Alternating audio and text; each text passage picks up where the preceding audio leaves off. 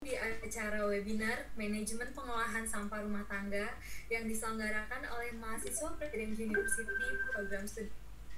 Nah, kan saya untuk memperkenalkan diri terlebih dahulu. Nama saya Sevti, saya dari Manajemen Student Presiden University batch 2019. Saat ini saya berperan sebagai moderator yang akan memandu jalannya webinar kita siang hari ini dari awal sampai akhirnya. Tapi sebelum itu saya mau membacakan tata tertib dulu, tata tertib selama webinar ini berlangsung. Yang pertama, pelaksanaan webinar ini dimulai pukul 13 sampai 15 waktu Indonesia Barat. Dan yang kedua, selama webinar dimohon untuk para peserta tetap menyalakan kamera, tetap mengaktifkan kamera dan menonaktifkan mikrofon untuk menghindari suara-suara yang dapat mengganggu. Yang ketiga, peserta yang ingin mengajukan pertanyaan boleh dilakukan pada saat sesi tanya jawab.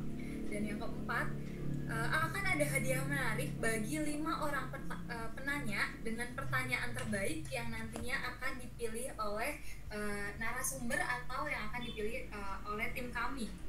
Dan yang terakhir, yang kelima, peserta yang mendapatkan sertifikat adalah peserta yang mengikuti kegiatan webinar ini dari awal sampai akhir dan wajib mengisi tautan G-form yang nantinya akan dikirim oleh tim kami melalui chat box yang tertera. Story Instagram. Sebelum itu juga kita akan melaksanakan sesi foto dulu ya. Sesi foto ini akan dilaksanakan 2 kali, di awal dan di akhir. Untuk yang pertama ini boleh teman-teman mengaktifkan dulu kameranya, mengambil gambar. Boleh tolong diaktifkan dulu atau dulu. Yang belum diaktifkan boleh, yang sudah bergabung dinyalakan dulu kameranya. Kita akan mengambil sesi foto dulu.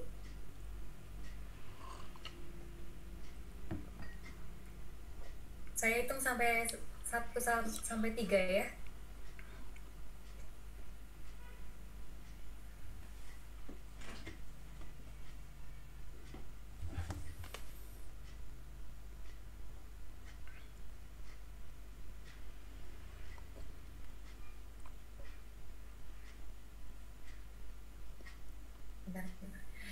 Oke, saya hitung 1 sampai 3 ya.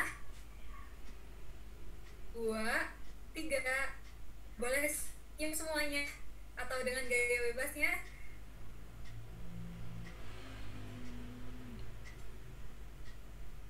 Tunggu sebentar ya. 2.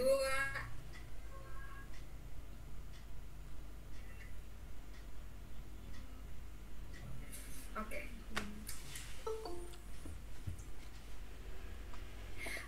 Sesuai dengan tema kita pada siang hari ini, yaitu manajemen pengolahan sampah rumah tangga.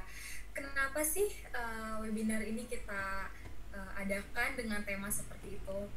Webinar ini kami rasa sangat penting. Kenapa? Karena permasalahan sampah di Indonesia hingga saat ini masih menjadi permasalahan yang belum bisa diselesaikan secara baik. Permasalahannya seperti kekurangan tempat penampungan sampah, pertumbuhan penduduk yang meningkat, aktivitas industri, dan kurangnya pengetahuan tentang cara mendaur ulang sampah belum bisa teratasi dengan baik. Peran generasi milenial di era revolusi industri 4.0 juga sangat dibutuhkan. Terobosan besar bagaimana kita mendorong perubahan perilaku publik dari hulu ke hilir. Kita juga mempunyai tanggung jawab yang sama dalam penanganan sampah tersebut. Dan melalui webinar ini diharapkan mahasiswa dan mahasiswi juga masyarakat umum mempunyai kesadaran dalam upaya menjaga kebersihan lingkungan serta bisa berupaya melakukan riset tentang teknik dan cara daur ulang sampah sehingga bisa bermanfaat bagi kita dan lingkungan. Dukungan dari perguruan tinggi juga berperan besar dalam memfasilitasi mahasiswanya untuk terus berperan aktif dalam bidang kelestarian lingkungan. Semoga dengan webinar ini kita semua bisa belajar lebih banyak lagi tentang teknik pengolahan sampah rumah tangga dan bisa menjadi penggerak di lingkungan sekitar tempat tinggal kita. Tapi sebelum itu saya di sini tidak sendiri. Nanti saya akan ditemani oleh rekan saya yang bernama Twinanto. Ya, halo Kak Twinanto. Nanti akan berperan sebagai testimoni dari apa yang disampaikan oleh narasumber kita. Juga saya mau memperkenalkan dosen pembimbing kami, yaitu Pak Hadi Suprayitno, yaitu dosen pembimbing untuk mata kuliah Sistem Informasi. Pak Hadi, dan juga Pak Dedi, penanggung jawab webinar ini, yang juga dosen dari Kompetensi Based Human Capital. Untuk pertama-tama boleh dipersilakan kata sambutannya untuk Pak Hadi Suprayitno. Dipersilakan Pak Hadi. Baik, bismillahirrahmanirrahim. Assalamualaikum warahmatullahi wabarakatuh. Salam sejahtera untuk kita semua.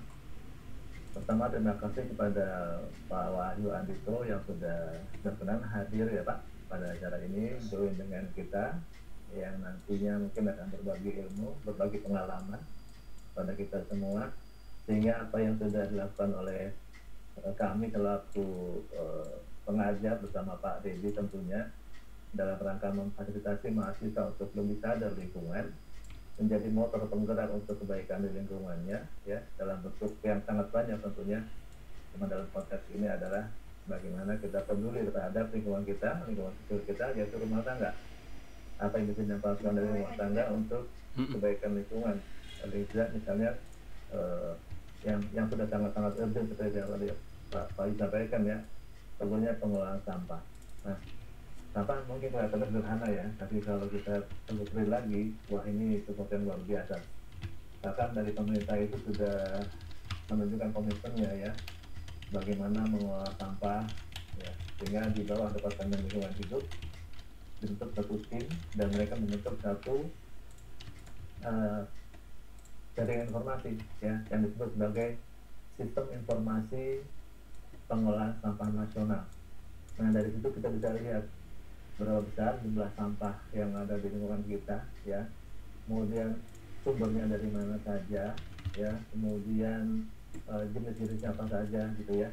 Ternyata setelah saya coba cari tahu lebih banyak, ternyata sumber sampah itu terbanyak dari rumah tangga gitu ya.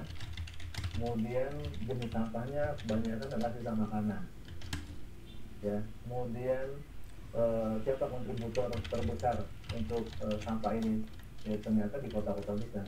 Nah, catatan saya di Jakarta itu nomor 2 kalau nggak salah terbesar penyumbang sampah. Kemudian yang pertama adalah Jawa Timur, kemudian disusul kota-kota yang lain. Nah, inilah sedikit sekarang dengan adanya webinar ini ya, kita harapkan akan menambah kesadaran kita bahwa pemerintah tidak bisa sendiri ya. Presiden University dalam hal ini terpanggil untuk membantu program pemerintah ya, melalui para jajarannya, para dosennya, mahasiswanya untuk berperan serta membantu program ini.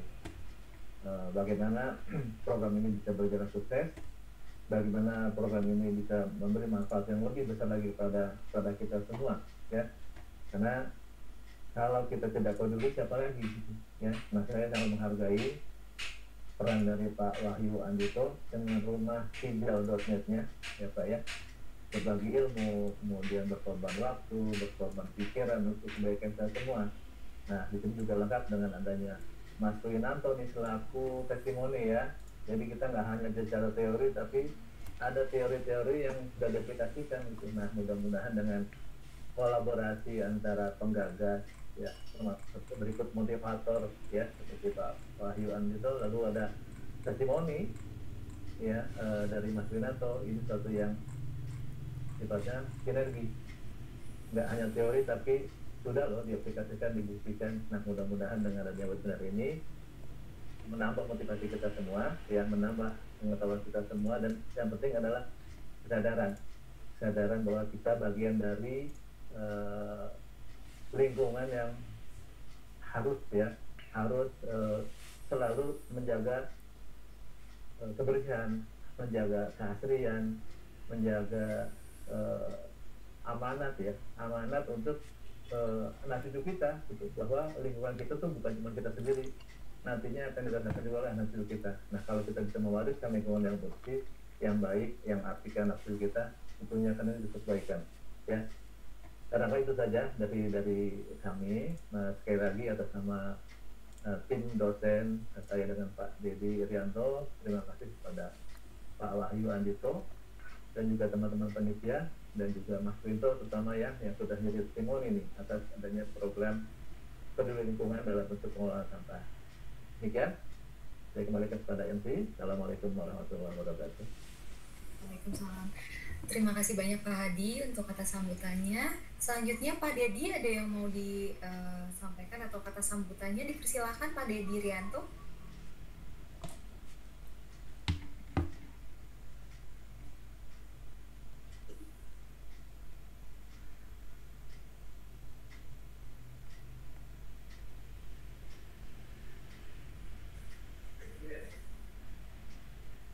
Pak Dedi.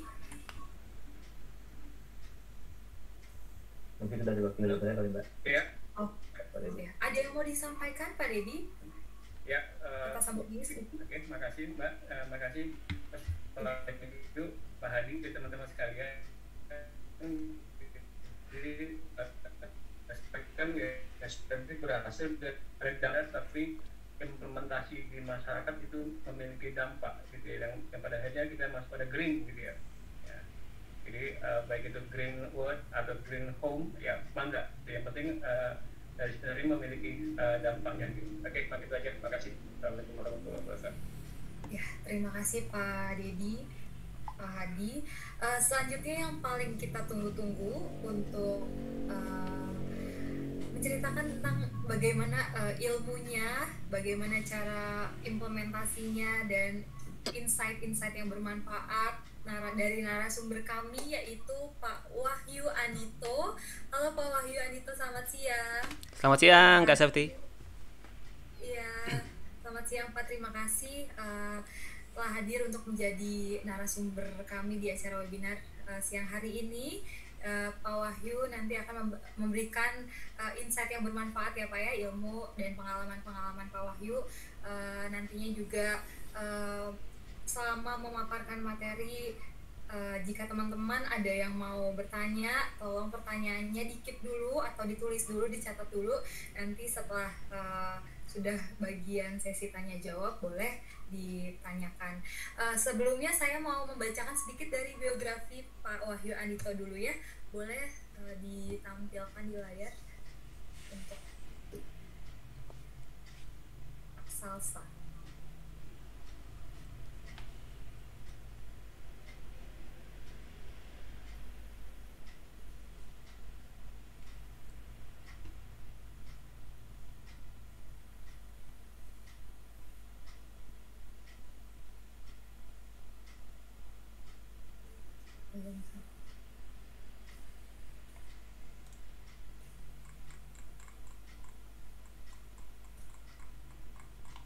Apakah sudah muncul di layar?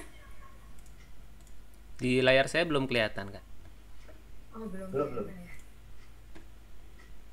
Tunggu sebentar ya.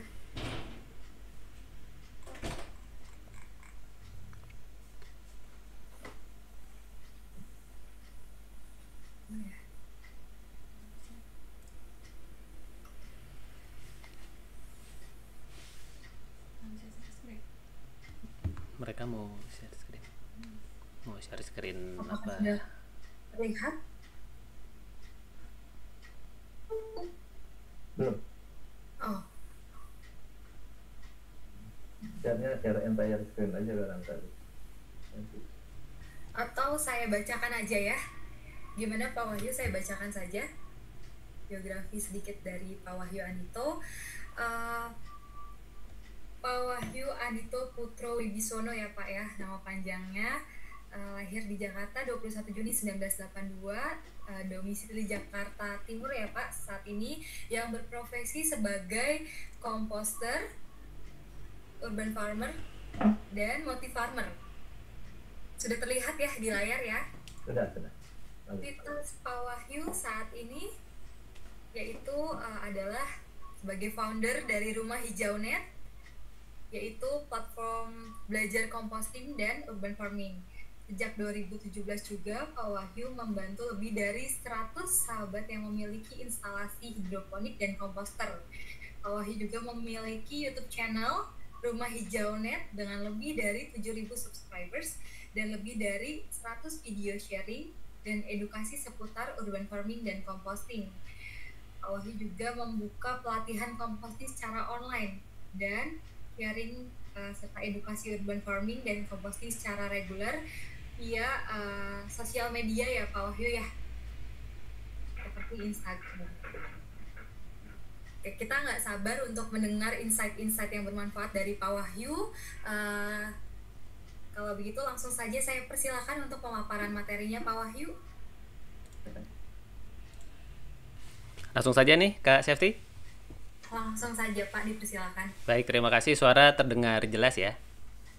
Jelas Pak. Baik, terima kasih. Assalamualaikum warahmatullahi wabarakatuh. Selamat siang sahabat-sahabat semua dari Universitas Presiden yang saya hormati, Pak Hadi dan Pak Dedi sebagai dosen-dosen pembimbing di Universitas Presiden, Kak Safety sebagai pembawa acara, dan tentunya sahabat saya Mas Twinanto. Wah, saya mungkin berarti kita ketemu di mana ya Mas Twinanto waktu itu ya? Gimana, mungkin boleh diceritakan asal mulanya sampai kita ngobrol di sini gimana awal mulanya Mas? Ketemunya itu pada waktu Mas Wahyu ngajarin kita tentang bikin komposter di rumah saya di Gramapuri. Oh, di Gramapuri Persada ya. Baik, siap.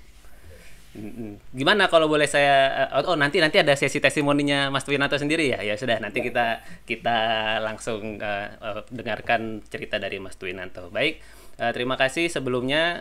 Saya permisi berbagi layar.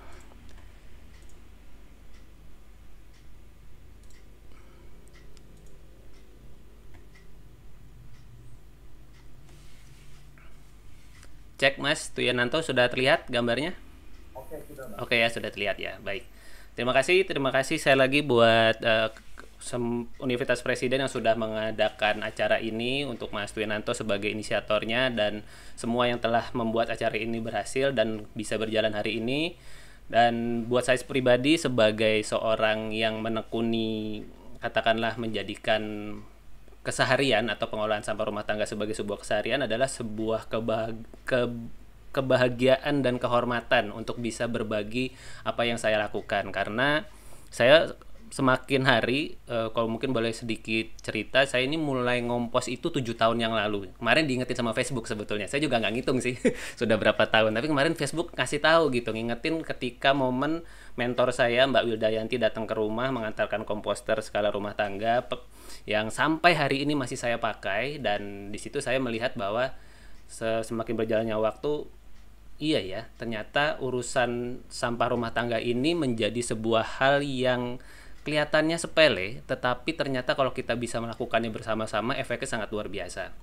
Dalam perjalanan saya melihat banyak sekali informasi, cerita-cerita seputar katakanlah masalah persampahan, masalah yang baik terjadi di lingkungan saya maupun yang saya lihat di sosial media, di berita-berita dan sebagainya. Sehingga barulah mungkin sekitar tahun 2017 itu saya mulai bergerak, dalam artian mungkin setelah berjalan sekitar 3-4 tahun setelah saya memahami betul apa yang saya lakukan, akhirnya saya baru memberanikan diri untuk berbagi apa yang kemudian saya lakukan sehari-hari, baik dari sisi composting maupun urban farming, karena saya melihat makin bertumbuhan juga minat warga, tidak hanya di Indonesia, tidak hanya di Jakarta, bahkan di seluruh Indonesia, untuk kemudian lebih peduli terhadap lingkungannya. Karena itu saya lagi terima kasih Mas Twinanto dan teman-teman semua atas terselenggaranya acara hari ini, semoga bisa bermanfaat. Sedikit memperkenalkan kembali, saya tinggalnya di Jakarta Timur dan memang seorang praktisi composting dan urban farming.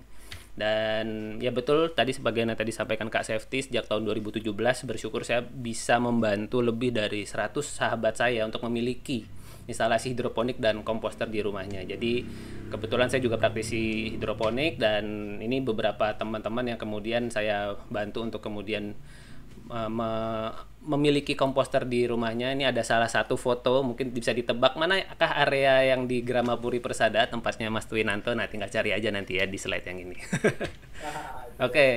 Dan ini tidak hanya di tidak hanya one on one, kebetulan ternyata persahabatan jaringan itu membuat saya juga diajak untuk kemudian berbagi di berbagai instansi, pernah di instansi TNI, di Kejaksaan Agung, di sekolah. Ini waktu membuat workshop di PLN beberapa tahun lalu sebelum pandemi. Dan ini ketika kemudian berbagi, nah ini nih ada teman-teman Gramapuri Persada di sini. Jangan-jangan Mas Twinanto ada di antara teman-teman yang pakai masker di situ. Jadi mohon maaf Mas kalau saya mungkin tidak ingat wajah ya, karena waktu itu kita pakai masker semua. Ya memang bagian moto, jangan-jangan nih, karena emang pandemi ini membuat kita mengingat kesan, tetapi mungkin mengingat wajah jadi sedikit lupa, ingat mata nggak ingat mulutnya gitu ya, jadi wajahnya nggak ingat secara utuh. Tapi ini bagian dari perjalanan yang sangat membahagiakan buat saya. Ini momen-momen waktu itu masih awal-awal pandemi ya Mas Twinanto ya, jadi kita masih berusaha tetap bisa berkegiatan walaupun dengan prokes ketat dan sebagainya. Nah, bersyukur juga dapat kesempatan bisa sharing tidak hanya di Jabodetabek dan sekitarnya, tapi sempat sampai ke NTT waktu itu bersama teman-teman dari Bakti Nusantara memperkenalkan metode tanam yang minim air, urban farming hidroponik ini, karena di NTT itu katanya kabarnya disebut sebagai karang bertanah gitu ya. Jadi tanahnya itu kelihatannya banyak, tapi begitu digali nggak bisa dalam karena isinya memang batu karang. Sehingga metode-metode menanam yang minim air, yang tidak perlu banyak menggali ini menjadi sebuah metode yang menjadi menarik ketika diperkenalkan kepada mereka. Dan bersyukur di era pandemi ini tidak hanya di secara luring saja, tapi juga kemudian menjadi daring, karena di masa pandemi ini bisa dibilang salah satu tren yang naik ketika semuanya di home saja gitu ya, school from home, work from home, belajar from home, apa-apa from home, itu ternyata kemudian kita menjadi lebih peduli terhadap apa yang ada di sekitar kita. Kita jadi memperhatikan lahan kosong, memperhatikan mungkin tempat sampah dan sebagainya. Ini yang kemudian membuat sharing-sharing secara online ini jadi cukup marak gitu. Dan saya bersyukur sekali bisa berbagi apa yang saya ketahui. Nah, kita sekarang masuk ke materi. Ya, ini saya lagi sharing ya, Mas Twinanto, Pak Dedi, Pak Hadi, dan teman-teman semua. Ini kita sharing saja, ngobrol-ngobrol mengenai apa yang selama ini saya jalani. Siapa tahu bisa bermanfaat, karena paling tidak kan audiens yang ada di sini adalah teman-teman yang katakanlah menempuh kuliah, kurang lebih seperti itu ya. Sebagian besarnya mungkin adalah teman-teman yang berkuliah dengan berbagai jurusan ya, Mas Twinanto ya. Mungkin berbagai disiplin ilmu ya, mungkin dari berbagai jurusan. Dan saya meyakini dan saya melihat bahwa di era sekarang, di era teknologi ini, setiap profesi memiliki peranan yang sangat luar biasa. Jadi tidak ada, maksudnya ya mungkin dulu waktu zaman saya sepertinya cita-cita yang keren itu PNS, cita-cita yang keren itu dulu katakanlah menjadi seorang TNI, polisi dan sebagainya. Tapi sekarang semakin kita unik dengan gaya kita masing-masing, kita bisa memiliki jalur ekspresi, kita bisa memiliki jalur untuk berkarya dan berkontribusi untuk masyarakat, walaupun mungkin bisa jadi ilmu yang kita jalankan kelak itu berbeda dengan katakanlah gelar yang kita dapat pada saat ini. Karena perkembangan teknologi. Jadi bukan soal udah nggak passion lagi, bukan soal itu, tetapi tiba-tiba muncul passion baru karena ada teknologi baru. Ya, kalau bukan karena COVID mungkin saya nggak ketemu sama Mas Twinanto di layar dan teman-teman di sini. Ini kan terjadi karena COVID ya, maksudnya karena pandemi kita kemudian kayak dipaksa gitu ya, didorong untuk kemudian yuk semuanya online gitu, maupun kemudian pusing tiap hari bisa 8 jam lihat layar segala macam, sampai akhirnya membuat sebuah katakanlah inovasi-inovasi layar-layar yang bergerak sendiri dan sebagainya supaya kelihatan rapat dan sebagainya. Itu kan menjadi sebuah hal yang terjadi di era sekarang. Nah, terkait dengan sampah rumah tangga yang tadi saya sudah sharingkan sedikit kepada Pak Hadi di awal-awal tadi, apakah kita perlu menunggu sampai kita kemudian dipaksa untuk kemudian mau nggak mau ngolah sampah kita sendiri? Sekarang kan mungkin teman-teman kami, saya di lingkungan kita sekitar, kita masih mungkin terbiasa dengan sistem dumping gitu ya. Jadi semua sampah dijadiin satu tempat terus langsung diambil oleh petugas kebersihan ya, bukan tukang sampah ya teman-teman ya. Nih, jadi kadang-kadang kita tukang sampahnya nggak datang, kebalik, situ yang tukang sampah situ yang buang sampah. Mereka mah petugas kebersihan, tugas mereka membuat bersih, kita yang tukang sampah nih sebetulnya gitu. Nah, kadang-kadang kita mengeluhkan ada sampah menumpuk dan sebagainya. Coba kita introspeksi dulu, kita lihat apakah jangan-jangan kita punya kontribusi nih di tumpukan sampah tersebut. Jangan-jangan katakanlah mungkin sisa bahan organik kita ada tuh di tumpukan sampah itu gitu. Atau mungkin teman-teman yang sudah berkeluarga, punya bayi segala macam, mungkin popoknya jangan-jangan ada di situ nih, ikut bikin aroma di sana gitu ya. Jadi saya ingin mengajak teman-teman memiliki sebuah wawasan sehingga amit-amit deh jangan sampai kita kemudian kepaksa, tetapi sudah terjadi teman-teman di beberapa daerah. Di Bandung misalnya sempat terjadi ya, mungkin Mas Tuinanto dan teman-teman di sini melihat ada berita sampah nggak diangkut misalnya di Bandung, atau kemudian di Bali sempat menjadi problem yang luar biasa gitu ya karena TPA tidak bisa menampung dan sebagainya. Kemarin teman-teman di Bogor sharing karena ada satu TPA yang overload sehingga mereka mencari TPA baru. Nah, mau sampai kapan kita kemudian hidup dengan pola persampahan seperti ini gitu? Tentu karena saya tidak ada di area kebijakan publik, bukan orang pemerintah, saya adalah praktisi, maka saya hanya berpikir apa ya yang kemudian saya bisa lakukan, apa yang bisa saya kontribusikan, karena saya gelisah nih sama urusan sampah ini, saya sebel gitu ya, maksudnya saya gemes, kalau bahasa sekarang kan apa, gumus gitu ya, pokoknya saya tuh gemes gitu ngelihat kemudian sampah menumpuk dan sebagainya. Apa yang bisa saya lakukan? Nah, ternyata kita bisa lakukan ini bersama-sama teman-teman, yaitu apa, manajemen pengolahan sampah rumah tangga. Nah, kembali mungkin sharing-sharing saya tidak akan terlalu banyak teknis pada hari ini, karena saya lagi teknis itu gampang. Teman-teman googling aja deh. Sekarang mungkin sambil nonton saya gitu, googling, buka-buka cari cara mengolah sampah rumah tangga. Wow, sudah keluar semua di situ. Teman-teman tinggal pelajari, tinggal lakukan. Nah, pertanyaannya, mau nggak teman-teman melakukan itu? Karena itu suatu hal yang menurut saya, buat saya pribadi aja sebenarnya tidak mudah. Tetapi karena saya waktu itu ada dorongan yang cukup kuat untuk kemudian melakukannya, makanya saya melakukannya. Jadi kita perlu menemukan ini dulu nih teman-teman. Saya minta sahabat semua mungkin menuliskan, bisa mungkin di catatannya atau mungkin di note pribadinya. Kira-kira kenapa sih kita perlu melakukan manajemen pengolahan sampah rumah tangga? Nah, kalau buat saya pribadi, Kak Safety, saya dapat jatah berapa menit ya? Saya takut kebablasan nih. Sampai jam berapa kira-kira? 45 menit. Oh, 45 menit. Oke, mudah-mudahan cukup. Berarti paling nggak sampai jam 2 ya, setidaknya sampai jam 2 supaya saya kadang-kadang apa ya, ketika membicarakan seputar kenapa perlu mengolah, itu luar biasa dalam gitu. Dalam artian kita ini memang selama ini sudah terbiasa melakukan metode dumping seperti itu. Namun ternyata kita melihat sendiri dampaknya yang terjadi akibat perbuatan kita sendiri. Kita nggak akan, dalam hal ini saya tidak akan mengajak teman-teman untuk melihat orang lain atau melihat katakanlah pemerintah atau salah siapa, tidak. Saya justru ingin mengajak teman-teman melihat apa yang bisa kita lakukan, karena kita semua punya tanggung jawab. Kita semua punya andil di dalam segala apapun yang terjadi di lingkungan kita, khususnya dalam hal persampahan. Nah, buat saya pribadi, 7 tahun yang lalu saya itu sebel sama tempat sampah saya sendiri.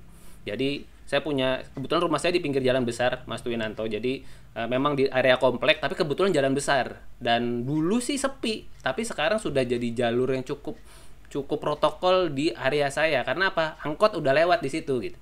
Artinya apa, tuh sudah menjadi area yang cukup publik, cukup umum, cukup ramai. Yang terjadi apa? Tempat sampah saya itu jadi sumber penghasilan buat teman-teman pemulung, buat teman-teman yang mencari sesuatu yang bisa dipakai di tempat sampah saya. Dan yang terjadi apa sih biasanya teman-teman ketika pemulung mencari rezeki di tempat kita, kan ngacak-ngacak gitu ya. Nah, kan nyari apa yang bisa diambil ya. Tapi karena kemudian sampah saya kecampur, yang kardus kecampur sama sisa nasi, kecampur sama sisa telur dan sebagainya, akhirnya yang terjadi mereka cuma ngacak-ngacak aja. Begitu mau ambil kardus, ya kardusnya basah, nggak jadi diambil. Mau ngambil gelas plastik, ya gelas plastiknya kotor, bau, nggak jadi diambil. Akhirnya semuanya tidak diambil sama mereka. Karena apa? Kecampur sama sampah basah saya. Yang terjadi apa? Sampah saya berantakan. Yang beresin siapa? Saya. Jadi akhirnya saya yang kemudian ya, begitu ngeliat, wah udah diberantakin lagi, beresin lagi. Begitu ngeberesin itu kan apa yang saya terima dari sampah saya sendiri? Aroma, Mas Tuinanto. Kalau saya bilang bau kayaknya gak enak banget. Emang gak enak sih. Tapi artinya ada aroma yang sangat tidak enak ketika saya ngeberesin sampah gitu. Ada yang gak pernah nyium bau sampah nih? Artinya apa? Itu betul-betul gak enak dan saya alami setiap hari. Di situ saya kemudian tiba-tiba terbetik, saya harus melakukan apa ya supaya kemudian sampah saya ini tidak menyiksa saya sendiri gitu. Terus saya kemudian ingat, oh kakak saya itu pernah satu panggung dengan ada sebuah award gitu ya dari sebuah brand majalah. Kakak saya itu waktu itu di award sebagai katakanlah wanita yang bergerak di dunia digital. Nah, sepanggung sama seorang wanita yang di award karena beliau memiliki kiprah di dalam hal pemilahan dan pengolahan sampah. Nah, ketika saya sampaikan kegelisahan saya ke kakak saya, kemudian kami tinggal satu rumah, dan kemudian kakak saya bilang, oh itu tuh aku punya temen tuh, Mbak Wilda tuh, nanti aku coba kontak deh gitu, dia seneng kok sama hal-hal yang gini, kalau ada yang mau ngompos dia pasti mau bantu. Oh gitu, ya udah.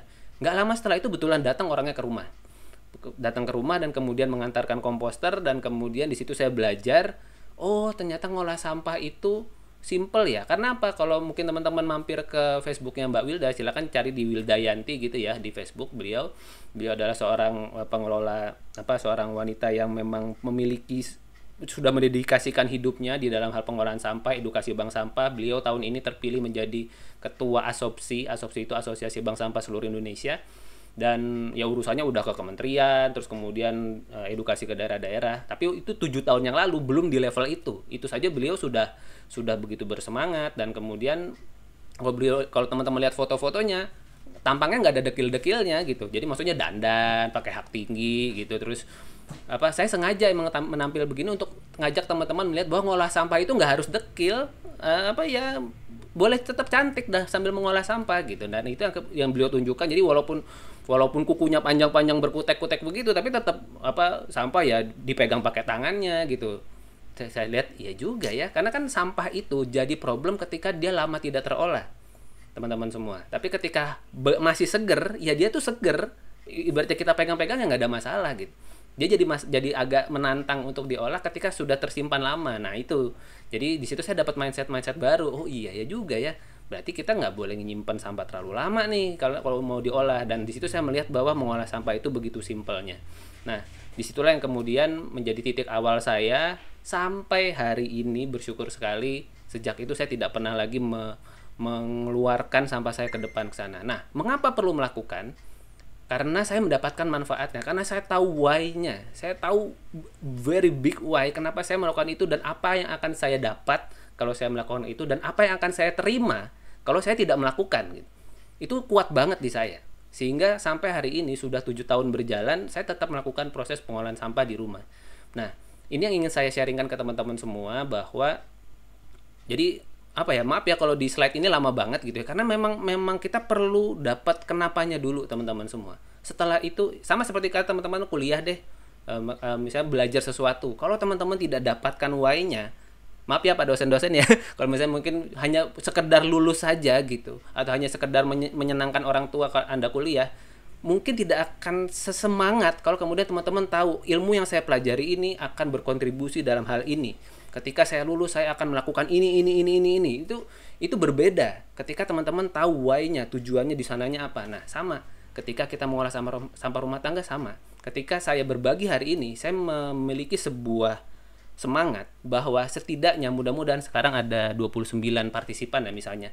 Ada 5 orang aja, 10 orang gitu ya. 30% dari kita yang kemudian dari sini, oh iya sejak ini saya akan jadi semangat ngolah sampah, buat saya itu sudah sangat luar biasa. Karena apa? Nambah temennya, nambah sisa. Artinya apa? Ketika bertambah orang yang mau mengolah sisa bahan organik, yang maka akan berkurang tumpukan sampah yang ada di sini, teman-teman semua. Ini dari data tahun 2019, yaitu 175.000 ton sampah per hari loh, teman-teman semua. Dan sangat mungkin sampah kita ada di sana. Dan sangat mungkin sampah saya juga ada di sana, tapi mudah-mudahan sudah yang keringnya aja gitu. Ketika kemudian sudah, dan kalau kering itu kan lebih mudah diambil ya teman-teman ya, untuk kemudian teman-teman yang ingin mengolah kardusnya, bahkan sekarang sampai plastik saset pun itu bisa diolah teman-teman, jadi minyak bakar. Tapi dengan syarat memang terpilah itu menjadi sebuah hal yang tidak bisa ditawar-tawar lagi. Jadi kalau kemudian kita pola persampahannya tidak berubah terus begini setiap hari, maka kemampuan TPS dan TPA kita semakin lama akan semakin menipis. Amit-amit kalau sampai ketutup. Karena kalau sampai ketutup, jangan salahkan kalau kemudian tidak ada satupun petugas kebersihan yang akan mengambil sampah kita, yang akan mengambil sampah di universitas Anda misalnya, tempat Anda belajar dan sebagainya. Karena apa? Memang mereka mau taruh di mana. Padahal sampah-sampah ini kalau terpilah, jadi solusinya memang dikomposting teman-teman. Jadi Composting itu bisa dibilang adalah memilah dan mengolah sampah atau sisa bahan organik dari sumbernya. Ya, jadi bukan sudah ditumpuk di TPA baru kita pilah. Berdasarkan statusnya Mbak Wilda kemarin, kalau nggak salah yang saya share lagi di Facebook saya, Mbak Wilda bilang bahwa 60-70% alokasi pengolahan dana pengolahan sampah itu ada di pemilahan. Bayangkan. Jadi dari sekian banyak budget yang katakanlah mungkin tadi Pak Hadi tadi ya sharing tentang pemerintah punya rencana, kalau kemudian ada budget yang digelontorkan bisa jadi 50-60% itu ada di faktor pemilahannya. Luar biasa sekali kan berarti. Karena apa? Memang mengolah sampah yang udah kecampur itu kagak ada enak-enaknya. Hanya orang yang ya apa ya, mungkin antara terpaksa atau dibayar sangat mahal gitu ya untuk mau melakukan itu gitu. Nah, jangan sampai kemudian ini menjadi sebuah hal yang kadung kejadian terus kita jadi terpaksa melakukannya. Nah, saya ingin berbagi beberapa wawasan, semoga kemudian teman-teman jadi tahu kenapa kita perlu melakukan ini. Nah, jadi mengapa perlu, sekali lagi teman-teman, begitu teman-teman melakukan composting, 40-80% tumpukan sampah bisa dikurangi. Kok saya tahu? Karena saya melakukan. Dan benar-benar kejadian. Karena apa ya, begitu saya nggak ngeluarin sampah organik ke depan, kan akhirnya saya jadi bisa milah-milah yang kering-kering tuh, teman-teman semua. Jadi kardus saya pilah, saya taruh satu karung misalnya, botol plastik satu karung, kertas satu karung, terus kemudian segala logam satu karung, segala macam. Nah, sampah-sampah yang kering ini ibaratnya kesimpan sampai setahun 2 tahun di rumah saya pun kan juga nggak akan bikin masalah, karena dia nggak akan bikin bau, bahkan dia bikin berkah. Dalam artian apa? Teman-teman pemulung bisa dapat manfaatnya. Saya punya kebetulan ada kayak temen yang suka membantu mengurangi barang-barang di rumah gitu ya, maksudnya kalau ada barang-barang bekas dan sebagainya ya, yang sampah-sampah ini kadang saya kasih aja ke mereka gitu. Biasanya kan kita kayak meluakan terus mereka ngeluarin uang untuk menggantikan sampah yang kita keluarin. Kalau nggak, udah Mas ambil aja gitu. Oh, diambil aja saya udah seneng gitu ya. Nah, itu saja sekarang plus sudah banyak aplikasi yang sangat mendukung teman-teman ketika sampahnya terpilah, hubungin aja lewat Instagram, hubungin saja lewat aplikasi.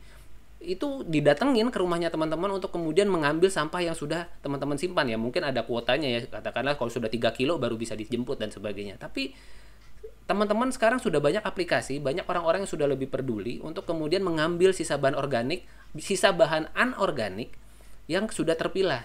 Asik banget. Jadi sekarang sudah teknologi sudah makin luar biasa. Pertanyaannya kita mau nggak melakukannya? Nah, jangan sampai kemudian terjadi dengan beberapa katakanlah cerita-cerita di pengolahan sampah sebelumnya. Teknologinya sudah ada untuk insenerasi, untuk kemudian pengolahan sampah dan sebagainya. Yang terjadi apa? Mangkrak.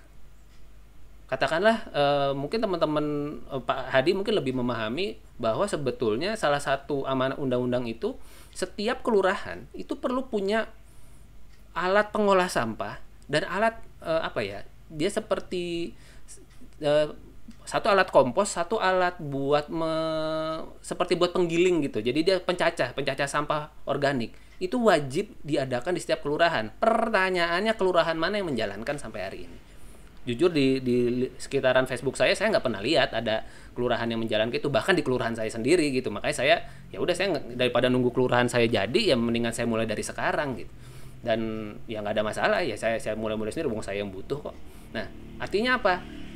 Yang dibutuhkan kan adalah edukasinya. Begitu ya Mas Tuwinanto ya dan teman-teman semua. Jadi tujuannya acara hari ini kan adalah mengedukasi, menambah wawasan buat teman-teman, dan mudah-mudahan ini bisa menjadi sebuah semangat tersendiri bahwa Anda nggak sendirian loh untuk melakukan ini. Mungkin ketika kita nih ber-29 ini kembali ke rumah kita masing-masing, terus kita mulai milah, mulai kemudian misahin sampah, sangat mungkin nanti kakaknya atau adiknya atau bapak ibunya gitu, lu ngapain tong gitu, ini Pak milah sampah, udah buang aja, kita udah bayar. Itu sudah pasti terjadi. Teman-teman pasti akan ketemu sama orang-orang yang nganggap yang kita lakukan ini aneh, yang kita lakukan bersama ini sesuatu hal yang lu ngapain sih gitu, udah sampah mah udah dibuang aja gitu, udah bukan urusan kita. Nah, mindset ini yang ingin saya ajak teman-teman untuk lihat dari sisi pandang yang lain, bahwa sampah kita adalah tanggung jawab kita. Begitu ya teman-teman ya. Oke, kita lanjutkan dulu. Jadi setiap sampah yang terpilah sangat bisa jadi manfaat, bahkan memiliki nilai ekonomis. Nanti saya cerita di belakang bagaimana pupuk cair saya nggak niat jual, diambil orang dan dipaksa bayar maksudnya gitu. Udah bawa aja, udah ini buat ganti ya. Oke, di situ saya ngeliat, oh iya ya, sampah ternyata ketika terpilah jadi duit loh gitu. Dia ketika kecampur ngeluarin duit, tapi ketika terpilah jadi duit. Nah, asik kan? Asik. Udah ngomongin duit kan teman-teman semangat kan? Nah, jadi memang ujung-ujungnya duit urusan sampah ini gitu. Dan apa ya teman-teman, banyak hal baik terjadi ketika kita mau melakukan pemilahan sampah sejak dari sumbernya. Apalagi kemudian sampah organik yang terpilah bisa menyuburkan tanah, membuat lingkungan dan lebih bersih dan menyehatkan. Nah, jadi yuk kita mulai memilah sampah kita. Nah, jadi kategori sampah itu ada dua ya teman-teman, secara umum saja ada organik dan anorganik. Oh ya, sebelumnya mohon maaf kalau ada back sound bunyi ketok-ketok, kebetulan rumah lagi direnovasi. Nah, nih contoh sampah yang basah itu adalah ya semua yang berbahan dari hewan ya teman-teman ya, hewan dan tumbuhan. Jadi ya kulit buah, sisa potongan sayur, kulit telur dan sebagainya itu termasuk dari bahan yang organik. Dan kemudian ada anorganik, yaitu semuanya selain itu ya, mau kantong plastik, botol kaca, kardus, karton pembungkus, kertas aluminium, besi, keramik, kayu dan sebagainya. Nah, itu menjadi sebuah hal yang terpilah di tempat kita ya. Nah, sebelumnya saya ingin mengajak teman-teman melihat tentang prinsip 3R. Mungkin teman-teman pernah tahu ya tentang 3R ya, prinsip 3R. Yaitu R itu ini, reduce, reuse, recycle ya. Ini ada hierarkinya loh teman-teman. Jadi 3R itu bukan berdiri secara setara. Mungkin ini bisa nambah wawasan teman-teman. Jadi reduce itu ngurangin dulu. Kenapa reduce-nya digedein? Karena ini yang paling penting ya. Kita lebih penting ngurangin dulu.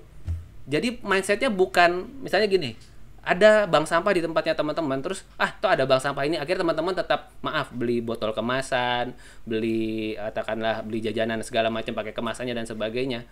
Karena dengan pemikiran kok nanti kan juga akan diolah juga. Nah, hati-hati nih, kita perlu mengingat bahwa reduce ada di hierarki pertama. Artinya apa? Teman-teman perlu melakukan pola-pola hidup yang bisa mengurangi penghasilan sampah. Contoh misalnya kalau saya sedang mencoba ya sejak katakanlah 8 tahun terakhir ini, saya mencoba kalau ke pasar itu selalu bawa tas-tas kain gitu. Sebelum minimarket nggak nyediain plastik, saya sudah nggak pakai plastik tuh teman-teman. Mencoba ya, bukan berarti 100% nggak pakai plastik, nggak juga. Tapi kalau ada plastik sampai ke saya coba pakai terus. Jadi mindsetnya adalah menggunakan terus. Jadi reuse. Jadi selain mengurangi, saya mencoba menggunakan kembali terus begitu. Sampai kemudian plastiknya jebol, saya selotip lagi. Pokoknya gimana caranya saya nggak nambah plastik. Sampai kemudian waktu itu ya saya dianggap agak aneh sih di pasar saya gitu ya. Kok ada orang nggak pakai plastik gitu. Tapi setelah kemudian kebijakan minimarket nggak boleh ngeluarin plastik, teman-teman yang di pasar jadi melihat bahwa oh Mas Andito udah duluan nih gitu. Jadi saya kayak hidup di era yang berbeda aja, cuma duluan gitu. Cuma akhirnya teman-teman bisa melihat oh iya Mas Andito sudah melakukan sebuah hal yang memang pro terhadap lingkungan pada saat itu ya. Nah, setelah dipilah bisa dipakai untuk banyak hal. Ini ada beberapa di antaranya, dan kemudian ini beberapa aktivitas bank sampah yang kemudian saya pernah lakukan. Walaupun sekarang lagi tidak aktif karena pandemi, tapi saya lagi pakai aplikasi teman-teman. Sekarang udah ada aplikasi Duitin namanya, ada aplikasi atau Instagram Armada Kemasan. Teman-teman bisa cari di internet dan mereka siap mengambil sampah terpilah Anda. Ya, sekali lagi kuncinya ada di terpilah. Dan nah ini aplikasi pendukung-pendukungnya. Dan Siklus adalah salah satu yang kemudian membuat saya jadi bisa mengurangi tadi, reduce. Karena apa? Aplikasi Siklus ini membuat saya bisa ngisi minyak goreng, ngisi katakanlah sabun cuci piring, sampo juga macam-macam loh. Mungkin teman-teman ada beberapa merek di sana. Jadi silakan dicek langsung nih di aplikasi-aplikasi berikut apa yang bisa teman-teman manfaatkan. Dan mereka betul-betul buat saya sih, saya sebagai yang sedang ingin melakukan prinsip gaya hidup minim sampah, saya sangat mendukung keberadaan teman-teman ini gitu. Jadi saya ibaratnya kalau ada istilah endorse, saya endorse gratis lah gitu. Karena apa ya? Memang ini penting banget untuk kemudian diketahui oleh semakin banyak orang. Nah, metode-metode ngomposnya sendiri sebetulnya teman-teman sangat simpel. Jadi kadang-kadang pertanyaan gini, kalau sudah terpilah gimana Mas? Ya udah, kita olah aja. Cara ngolahnya banyak. Salah satunya ini, lubang organik ini yang paling simpel. Saya yakin di Universitas Presiden pasti punya lahan. Pasti lahannya luas gitu ya. Maksudnya ada lahan yang lebar yang kemudian bisa digali untuk kemudian menampung atau menyimpan sisa bahan organik kita di dalam tanah. Sekali lagi kita nggak buang sampah ya teman-teman. Kalau kemudian mindsetnya buang sampah, mungkin akan berat mikirnya. Wah berarti kita nimbun sampah. Tidak. kita mengembalikan sisa bahan organik kita ini ke tanah lagi. Begitu dia masuk ke tanah, maka ini akan menjadi sebuah kebaikan buat tanah itu sendiri gitu. Jadi mindsetnya kita dapatkan dulu gitu. Begitu kita sudah tahu bahwa kita menggali tanah bukan untuk buang sampah, maka sebetulnya malah untuk menyuburkan tanah itu. Masa tidak diperbolehkan? Misalnya contoh, misalnya teman-teman di sini ada yang tempat tinggalnya mungkin di tempat rapet-rapet gitu ya, yang kemudian saya nggak punya tanah mas. Nah, masa nggak ada sih? Coba deh jalan 50-100 meter keluar komplek Anda. Masa nggak ada sih tanah kosong yang kemudian bertumbuhan pohon pisang atau aneka tanaman-tanaman yang tidak bertuan lainnya? Gali aja di situ. Kalau kemudian nanti dipergokin sama Pak RT misalnya, Mas ngapain gali-gali di situ? Saya mau menyuburkan tanah Pak. Ini saya sisa bahan organik saya mau saya kubur di sini. Harusnya sih boleh kalau teredukasi ya Pak RT-nya ya. Tapi sekali lagi ini bisa dilakukan, sangat bisa dilakukan metode yang lubang organik ini. Jadi kita udah nggak usah mikir lagi untuk kemudian akan diolah seperti apa. Nah, yang berikutnya yang sedikit ada effortnya, artinya apa, kita perlu mempersiapkan pipanya, mengebor lubang-lubangnya. Ini adalah metode biopori yang ini juga sangat baik karena bisa membantu untuk proses penyerapan, katakanlah penyerapan air di sekitar kita, menjaga air tanah dan sebagainya. Ini sangat bagus sekali. Nah, lalu kemudian metode komposter yang biasa saya pakai, artinya ada sebuah instalasi dan kita bisa ambil pupuk cairnya, kita bisa panen pupuk padatnya. Nah, yang tahap berikutnya yang juga mudah adalah yang disebut sebagai compost pot. Jadi kalau teman-teman merasa nggak punya lahan, pakai compost pot aja. Masa nggak punya pot juga? cari pot itu sehingga kemudian kita bisa mengompos dengan cara compost pot.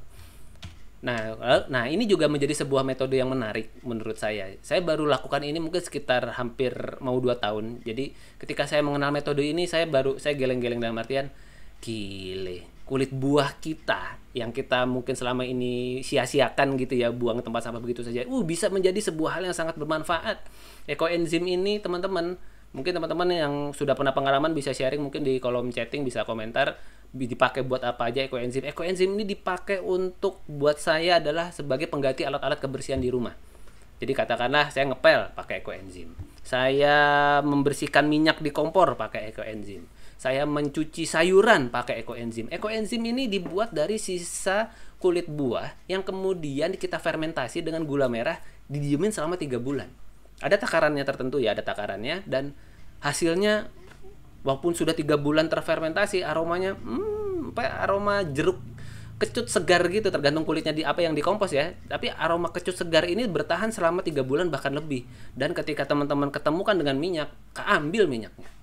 Hebat banget ekoenzim ini. Jadi saya ngeliat, luar biasa ya teknologi. Manusia itu diberikan kemampuan untuk kemudian mengolah pikir dan mengolah rasanya. Akhirnya ketemu metode ekoenzim ini salah satunya. Nah, sedikit cerita lagi tadi, saya sedikit melengkapi dengan visual. Jadi ini komposter yang diperkenalkan, yang dibawa oleh Mbak Wildayanti ke rumah saya.